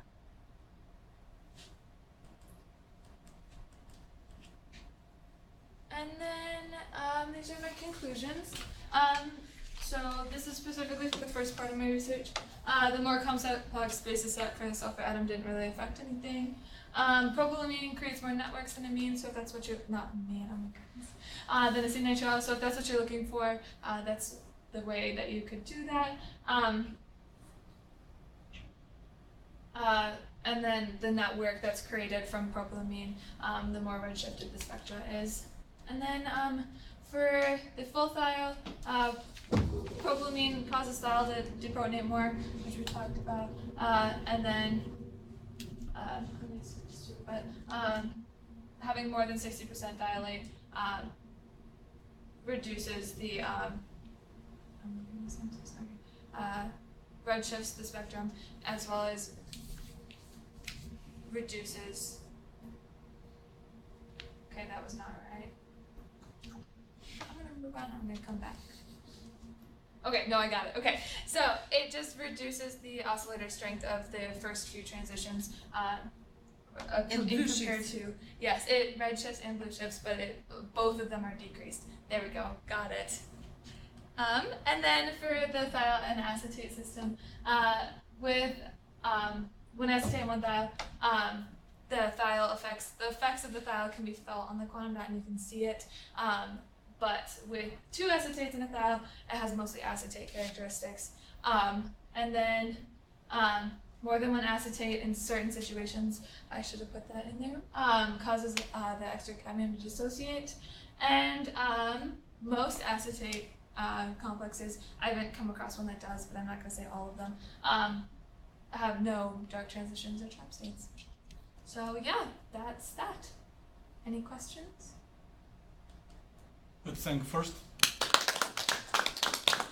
and then give chance everyone or whatever who wants to ask questions. Ask more. In your first conclusion slide, can you go to the conclusion slide? What is the previous one? Last? That's the first. Oh, this is the last one. Yeah. Okay, I don't know. What is the meaning of bullet number 2? This one? Yeah. Two acetate has the acetate character. Yeah, so I'm talking about, okay, so here you can see that it's like slightly, it's slightly shifted, and I think that's due to the thiol being present rather than, and then in here it's completely, like, it corresponds almost directly with the acetate. Let me try again. Okay, so this is with just two acetates. So there's no thiol present. Oh, acetate character means that character. Yes. So this is what I kind of set as my baseline, as far as this is what is a completely neutral system, this is what the acetate would give to the quantum dot. And then you can see here it's only slightly, but with one thiol and one acetate, you can see some redshifting just in the absorption spectrum. Not very noticeable, but it's still there. So. Is it because of only one thiol here? I think it's because the system's not neutral. But I would have to look into it some more. It might be charged, it might be. But definitely these transitions, right, not really involve any ligands. It's pure quantum dot to quantum dot transitions, and all the change happens due to the change in the geometry and kind of sharing this distribution of the charge density due to the present ligands, but they're not really sitting on the ligands.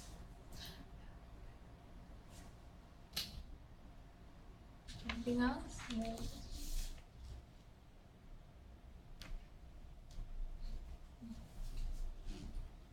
More questions, 1. More questions, 2. More questions, 3. Let's think. So there are a couple of volunteers who wanted to present. Couple? It's guys. It's already 2 hours past. What do you mean another 2? It's presentations? Let's make Are them you serious? quick. Let's make them quick. Well, I see the. Okay, let me just kind of comment on this. Of course, we can put 2 presentations. Everyone keeps silent. Everyone doing their things. The person in front of us is jumping, running, crying. We just don't pay attention. 15 minutes done. 15 minutes done. The question is, do we really need to do it? What exactly is the purpose of such presentations? We can make. If no one cares what the other person is presenting. We can make it free will attendance, and whoever wants to here can stay. Whoever has other. Can we just transfer it to a different day? At least one presentation. I would be fine to move mine to Tuesday. I mean, mine's just like a more updated version of. Okay, let's move London to Tuesday and give Fatima first chance to present her poster. Are you ready? Yeah. Okay. Please come. You have how many minutes? Well, the connection will be terminated in 40 minutes, but you can do much quicker. In how many minutes? In 40? Can Oh, you have so 14 minutes. Yes. Wow. Okay. Today is more than 2 hours.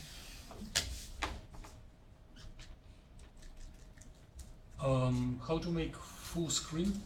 Anyone knows? F5. Oh wait, you're. And remove this. You might have. Oh wait, like F11 or F12. I think we'll get rid of the.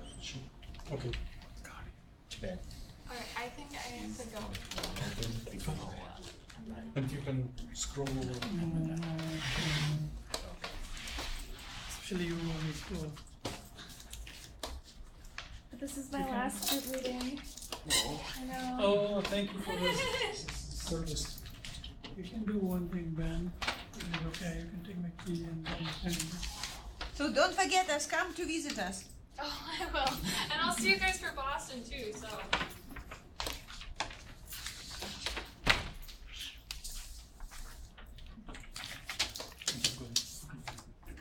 So this one is. So you may approach and finger things and there. I believe this view. Okay, so You believe? Yeah, I'm not sure. This one so here the research is about 2 silicon nanowires, theories of dynamics of 2 silicon nanowires, silicon 001 and silicon 111. So silicon nanowires are a unique class of nanomaterials because they have intrinsic properties such as one-dimensionality and high surface to volume ratio, and they are applicable in solar cells and lasers. So the electronic properties of silicon nanowires have been studied theoretically with different aspects, but there is a gap in studying for multiple key points. And for periodic solid, K dispersion is important. In this research, we studied electron dynamics for 2 different silicon nanowires for multiple K points. And here we can see the dispersion curve of 2 different nanowires. And we consider 4 different K points, and electron can travel from 1 K point to the same K point and 1 K point to the other K point, compared to the same path. And the method we used, we solved the 1 electron coefficient equation, and the solution of this one is this wave function. This wave function here, you can see it is dependent on K points. So using this equation, we can calculate the on-the-fly non-adiabatic couplings, and then we can calculate autocorrelation function using the this non-adiabatic couplings. Then we can calculate the rates of transitions from the Fourier transform of autocorrelation functions, and those rate of transitions are the component for calculating rate field tensor. And this is the time evaluation of density matrix. The second term is this second term is the electronic energy dissipation. And here we can see the non-equilibrium charge distribution and this the expected value of energy of a carrier. Carrier means spare electron, and we can use this equation to fit the relaxation rate. On the result sections, we can see homo-LUMO orbitals for 4 different K points for each model, and here we can see the transitions in these points for the indirect transitions and these for the direct transitions. And we fit using this equation. So for silicon 100, for each K points, for each K points there are 2 sections. First set of for first couple of initial excitations, energy, the rate follow energy gap law, and after that it follow inverse energy gap law. Which figure are you showing? Here. So what does this figure show? Relaxation rate. How did you got them? I didn't describe the MATLAB thing. No, where the rates are coming from, and it looks like it's not rates; it is relaxation time. So which equation shows how you got this rates or times?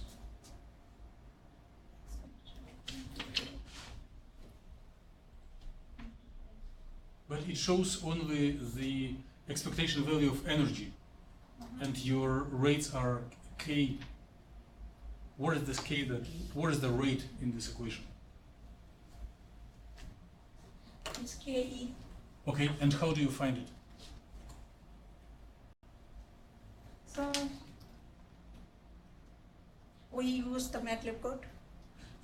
But which equation is encoded in MATLAB? Which equation is used to find the rate? Probably one needs to add it here. There is at least one equation is missing.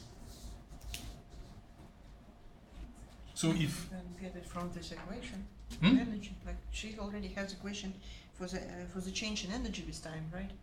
yes, You just take But walk the- with, but solve the- it for tau, that's it, or for t. it is what you wanted to tell, right? You understand?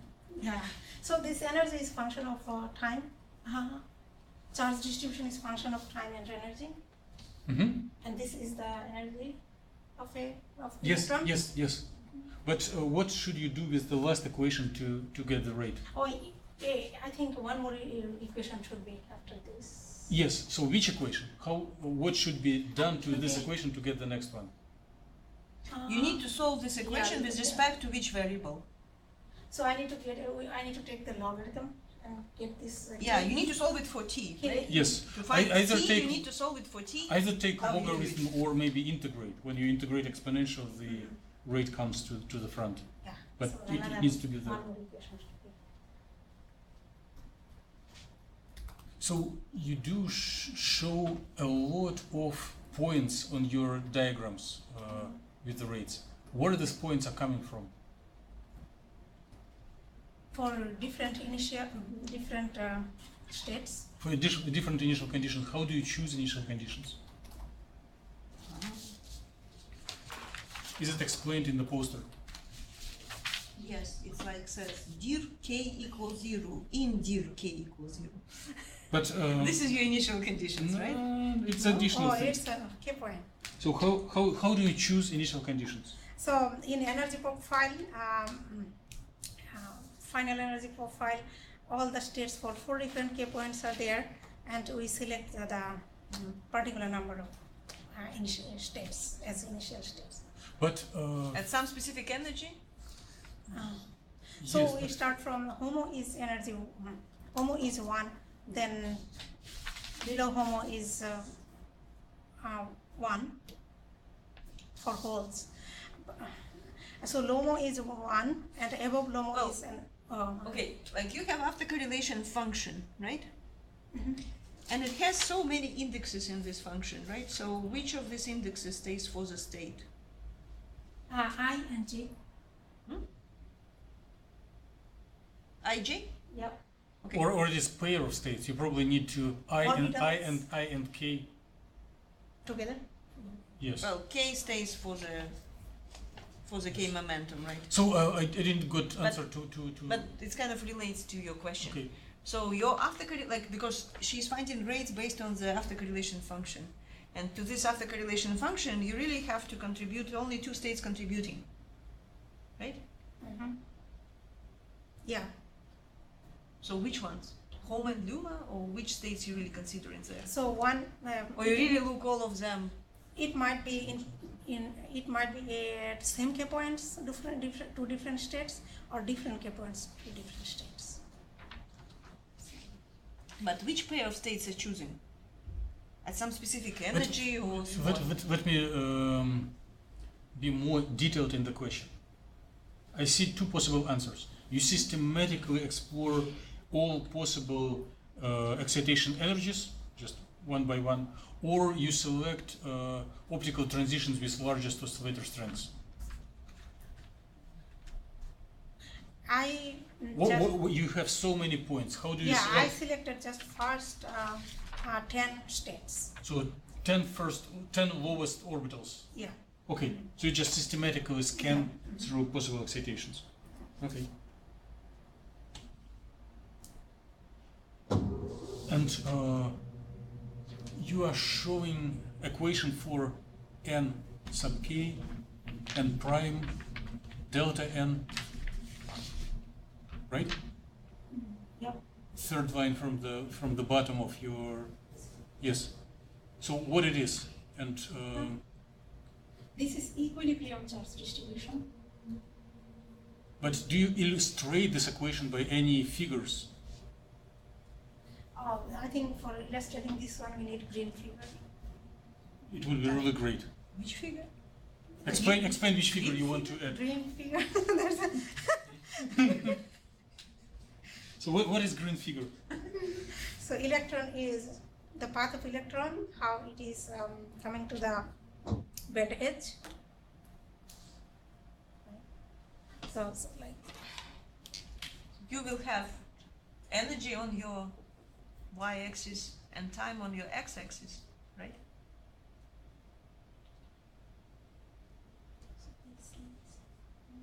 this is rho plus 5. So this kind of figure to explain. I need to put here. So how energy changes in time? Mm-hmm.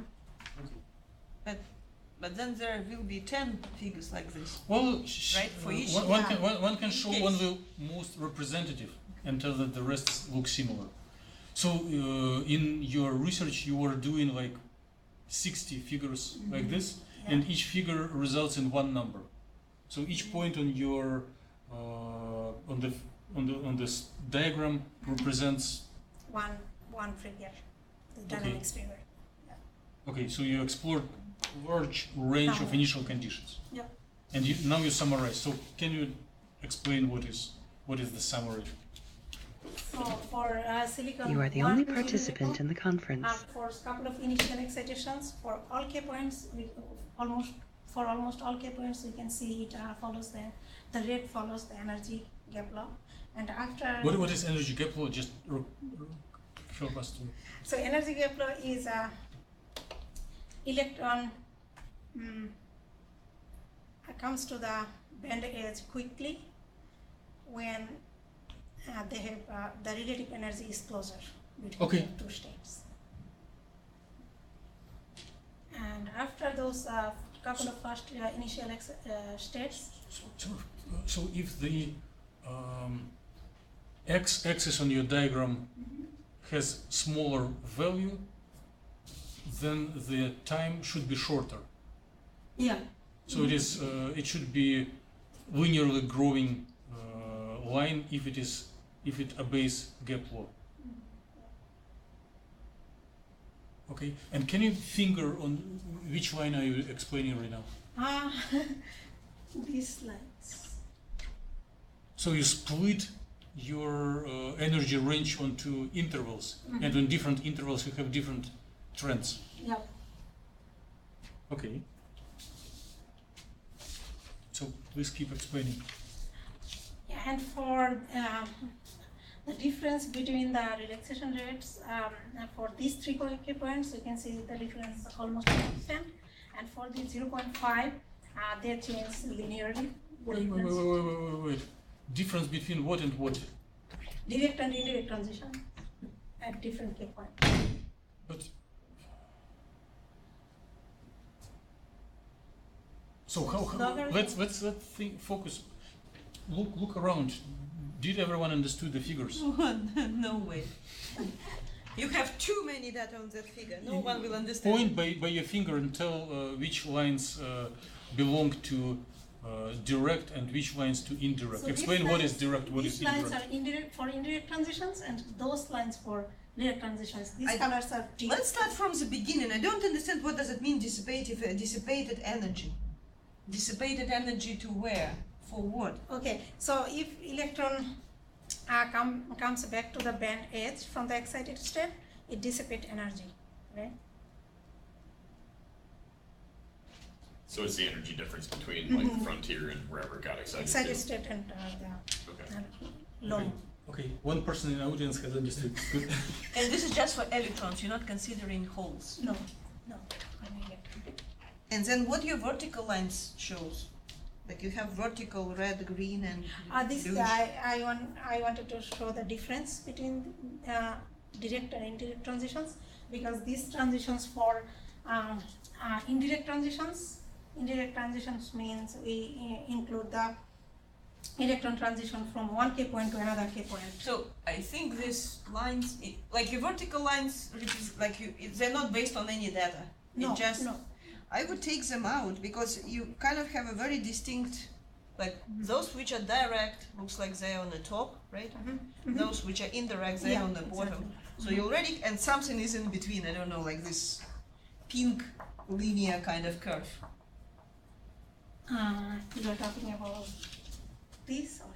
This, with points, no, with points, the slope, the line with slopes, yeah. Oh, this is for direct transition at K point 0.5. Can you remind us what is direct and what is indirect? And why do you... But I would suggest take out these vertical lines because they really not help. You have already too messy kind of figure, and putting extra is really not a good idea. Okay. If you want, you can probably circle it or something and call it direct, indirect. But because they are very distinct, I said like they kind of have much higher, much lower, right? So you can say those which in the top is a direct, this is which in the bottom is indirect. And those which is in between, like this pink shape, linearly increasing, yeah. You just say, oh, and this one, whatever it is, looks like it's also indirect, right? Like the pink one. It's indirect with some different K point or something. Direct, I don't indirect. know. Direct at point K. Direct transitions at point K. Point 5 K point. Well, again, your colors also very close for this pink. You have two pink colors, and maybe you use had to make them different. dashes for direct and solid for yeah, or dashes would be really very easy to distinguish. You could do like solid and open figures too. That would be another. Oh, this one, yeah. What I did for distinguishing direct and indirect data, I used dark and light colors. They're too close. This could be logically right, but not And don't visually. forget, when you print, like one thing which you see on the screen, when it's on a screen, and when you print it, the colors are really fade and they look different, right? And they, like the difference which you clearly see on the screen is not seen when you look on a printed version. And for your co-authors, some journals charge fines for color figures. Yeah, So the easiest way would be to have... Things should be distinguishable in black and white. Yeah, the easiest way would be, I think, London idea about having field stays for direct symbols, right? And exactly the same symbols, but not field, the empty ones, stay for the same K, but indirect or whatever. Up to you, which one is which one. But I think then the overall, except one, they're really very well distinct. And if you really put it in a different, you can stay with these colors, but you can really have this open versus, or how say, yeah, empty versus filled symbols. Then I think it would be very easy to follow the logic. And still, I'm sorry, I'm returning back. Can you please give definition? What is direct and what is indirect in respect to non-radiative transitions? In our previous research, what we did, we studied electron dynamics for direct transition. It means if you look at this figure, you can see the electron can transfer from this K point to the same K point at different states. But what you are showing, Fatima, what you are showing is optically driven transition across the gap. But now you are describing only electrons, only cooling. But the same for the indirect. Well, definition of direct is indirect is similar, but can you point transition would directly correspond to what you have computed? Okay. Suppose this is, if I consider this, electron yes. can come back here. Okay. This is direct transition. If electron goes there, that's indirect transition. Okay, so it is change dynamics inside the conduction band with or without change of K values.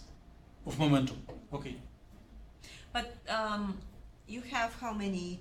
0, 0.16, 0.33, 0.5. So 4 K points. When you say indirect, it goes from 0 to 0.16? Or 0 to 0. So there are 4 combinations. Yeah. You add, like you integrate over all these different Ks or what? Yeah. So like your indirect means you already Take into account all possible pathways. But and this is might be very like. And direct means you artificially disable pathways with change of K point. Like if you integrate, then your indirect already includes actually 4 different passes, while your direct has only 1 pass. Like you have only 1 contribution between. Like you have really these electronic levels. With indirect, you have 4. You have much denser electronic states. Which means this difference in your, rates is really just dictated by the point that you have 4 times more lines there for each electronic level pathways, yes. That was my question, and then why you got a lower lifetime, smaller lifetime in case of indirect transition always? Because there are more possible pathways to coming back to the band edge. Then it shouldn't be normalizing that way? But if you look really just 1 over 1, let's say, you look really separately, 0, 0 versus 0, 0, 5, who would be the winner? 0 means you mean K point? Well, if you choose only one specific pathway between K points, like for your direct, you have only 0 to 0, for example, right? Then you compare the 0-0 transition, your data, with when you have just two K points, 0, in between 0 and 0.15 or 0.16 or whatever you have the next K point, right? And instead of add them all together, really kind of look on each of them separately. Because if you look on the combination of indirect and direct, indirect combination is 4 times higher than direct combinations. So when you're considering this coupling, you are counting the 4 times different coupling than direct transition. Is it something like that? Yeah. Yes. So is that the reason because of you are getting the, lifetime is shorter in case of indirect transition? It might be one of the reasons. To answer really, is it the reason or not? So there are probably better to separate them. At least 2 reasons. First, indirect transitions do include direct transitions. Indirect, they do. Yes.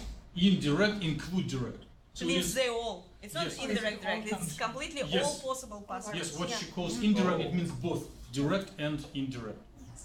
So which again, it means it's predominant. 5 times. You'll be quicker. So 5 times, but here is the logarithmic scale. It is not 5 times. It is like 40 times. Okay. So and another why is not that matrix elements for direct and indirect can be also drastically different, and maybe it's not humble 4 times. It's maybe like something more important. Okay. So in that case, we can say the indirect situation is kind of overall situation, overall scenario. It's all possible scenarios. Exactly. Yes. Maybe instead of direct, you can call direct and then all or something like this, right? You will be in the acknowledgements. That was actually, I was confused because I don't know any theory behind it, but I assume that direct transition should be faster compared to the indirect transitions. So, if you consider only single kind of contribution. So now it makes sense, okay. But can you, this is not that you need to do it immediately, but in general, can you really separate it and really look on your dynamics, as I said, like for direct only, then indirect, but only between 2 K points? Oh, like disable direct and keep only those that predominantly not conserving momentum. Yes. And then really see which of them are faster, and maybe you will see that 0 to 0.16 would be much more predominant than 0 to 0.5, for example, right? So it gives you much more interesting kind of analysis in general, right? And then you can really talk about predominant, maybe possible that you will really see the dominant, pathway. Okay. Which K point? For which K point? Yeah, maybe there would be specific case of K points which really mainly contribute, really governs the dynamics. Or maybe they really equally contribute, I don't know. Maybe overall you will see that all 5 have pretty much the same contributions, the same weight of their contribution to these non-erratic couplings. Also possible. Okay, now after we have somewhat idea what are direct and indirect, explain how do you compare them? Compare. Because point finger where are your direct and indirect, and how you try to summarize their difference. So these are the indirect and these are the direct data points. Okay, so direct takes much longer time on your time scale. And now you are trying to compare how much they are longer. Yeah. Okay, so what is your methodology? How you compare their values? So I subtract the direct, indirect from direct one. At which point? For which energy or for which K point? For these 4 K points. Okay. And for these first 3 K points, the difference is pretty constant. And you are showing that difference is equals 5. What does 5 means? How to interpret this number 5? In which units? Does it have dimension or it is dimensionless? No unit here. No units, okay. But number 5, how to interpret it? The slope. not slope, no. the intercept. Or just offset. But The difference of offset. is it natural logarithm or decimal logarithm? It's Is it like means 10 to the power 5 or e to the power 5? Natural number. Okay. And what is e to the power 5 approximately? It's like 200? It's like 300. 300? Okay. So number 5 means these rates are 300 times different? This is too much. This can't be true. Well, if there are no, is it? I don't think so. But please double check, and maybe You make. have 2 orders of magnitude difference between these two kind of cases. 148. Okay. So. 1 order of magnitude. 2 orders of magnitude difference. 2 orders of magnitude difference. So in other words, if your relaxation rates are predicted on the range of a few picoseconds, now you're predicting it on 100 picosecond range. So even if it is not correct and an error will be found later, right now it is the best data you have. It is so provocative and so interesting, so you may add the third column and tell like it is 150 times quicker or slower, so that audience understands what you're talking about.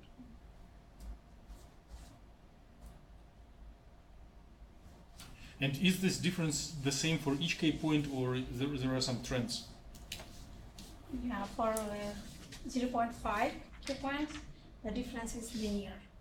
You can see the linear regression here. Okay. This one is the intercept and this is slope. And for this 111, we can see for these 2 K points, 0 and 0.5, the difference is linear, and for these 2 K points, the difference is constant. They are close. So momentum is typically a vector with 3 components, and you given only one number. Why? It is a provocative and silly question, but you better answer it. It's narrower, one directional. Yeah. It is confined in other 2 directions. So in 2 directions it is a gamma point, and you change value of momentum only in one direction. Okay. What else? I think it's done. Huh? It's almost done, right? So. We are very close to the answer. Well, then the conclusions, right? Yeah, then conclusions we discussed already. The only conclusions. Yeah. Maybe I missed that on the exercise. Question is like, since you consider 16 different coupling here, how did you normalize them finally? Normalize. I didn't normalize. Because the 16 different coupling is, you consider 16 different electron transition scenarios, right? Maybe. Are they? Does one need to add them together or split? Have them, consider them as equal probability and divide them by the number of channels? I guess yeah, maybe that way it should be. Because probability is different in every case, so you are getting. But if you have several, like if you have plastic container with water, if you do 16 holes, it will drip 16 times quicker. You do not need to normalize. So, but you consider the one single Well, electron. then take 1,000 K points, it would be 1,000 times quicker. Then you will have very different values compared to experiment. That's a good point. Something is. This is a good point. Something is wrong here. This is a good point. Because in every coupling, that means one electron is giving a kind of probability of transition of one electron. Yes. So probably there, since adding together is kind of integration over K points. You need to. One needs to multiply by delta K, by the offset between nearest K points. And then by this multiplication, if you will have 1000 k points, each of them will be multiplied by 0.001, and it will be kind of normalization. So one needs to add multiplication on the offset between 2k points, which is like about 0.16 here. So the first and second are offset by 0.16. Next are offset by 0.17, and next two are offset by 0.17, right? In your first column of your table. Yeah. Good. Javet, you're for sure. Put him as a chaos. Nor, Not enough? Nor, More. keep trying. Keep trying.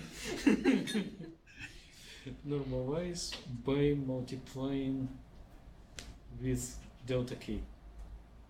Good.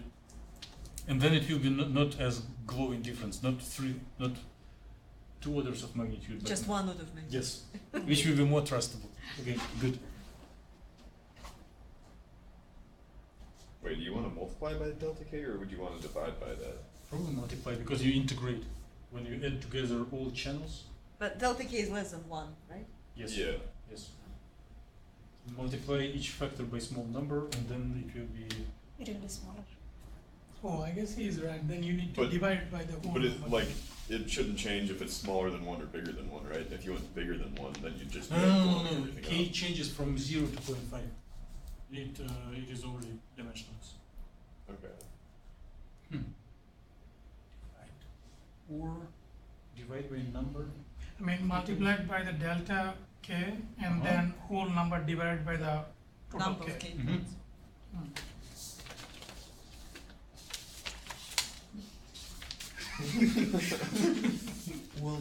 Will this delta k be constant as you keep increasing the number of k points in the calculation? You can keep it as constant or not. Right up to Well, it is more just problem of not problem. but symmetry aspect of your fun. system probably is dictating this delta k. Actually, what's the reason that you were using this specific 4k points? Do you have any Is there special only ideas why this were chosen? Yeah, Why not taking 0.6 I showed it. instead of 0.5? Yeah, I explained it in my last talk. You are not here, so I can explain it again. I calculated a dispersion curve for 16k points and for 4k points, and the shape of this state same, like The density of states. The shape of density of states stays Yeah. the same. 4 points can So- give us the representative figure shape of the overall this one.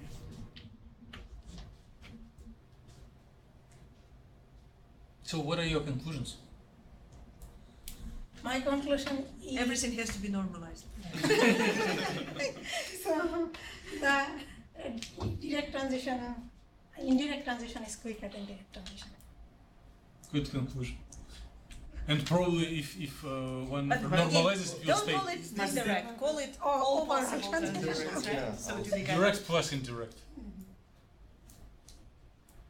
Is it time But there for- have any literature support from this to support these conclusions or anything? Do we have experimental? actually rates, relaxation rates for experimental data for this type of system? Or maybe similar things kind of. Well, in silicon rods, you cannot find the relaxation rates. One probably can. Yeah, I can. Just to see again how close you are. Is At it- least, is it really?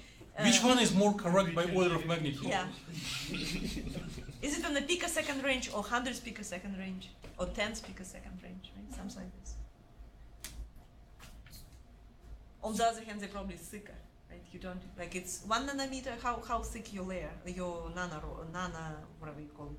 On your, Nano- on your nano first wire. figure, you have cross section. So what is the diameter? What is the diameter of your nanowire?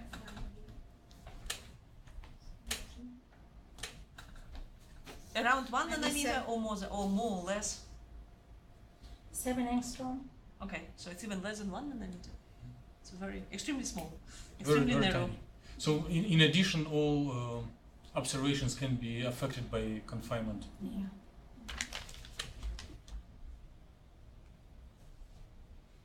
Did you do any K-point sampling?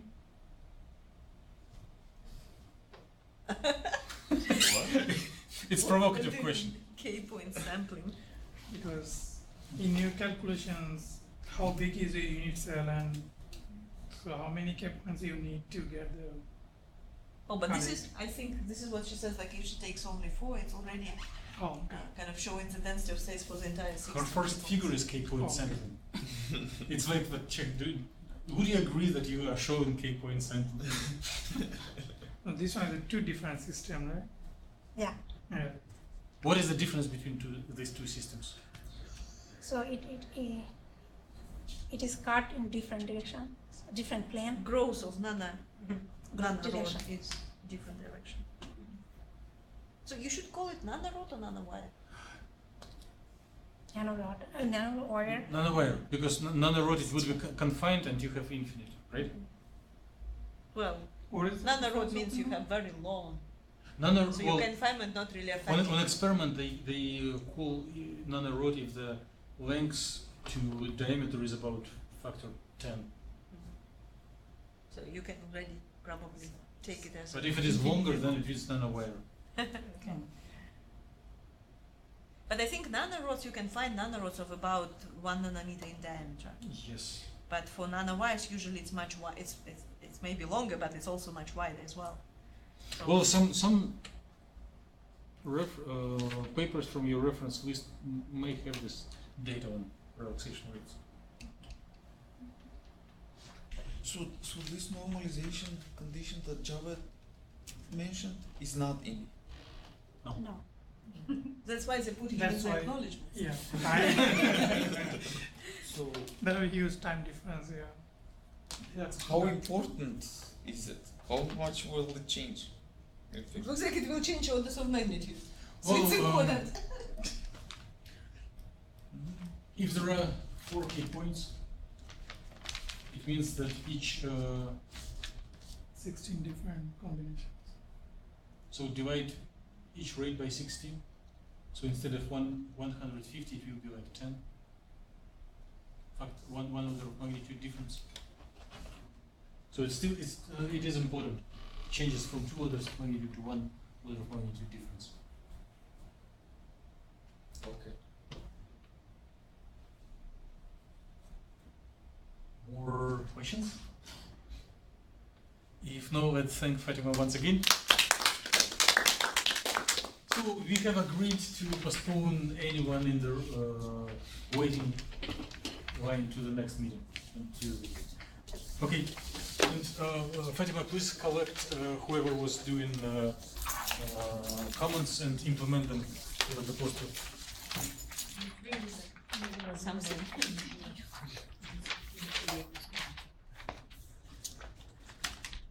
Are we done? Yes, meeting is dismissed. Have a nice weekend. And for the next week, those people who didn't answer, right? So please let us know so we know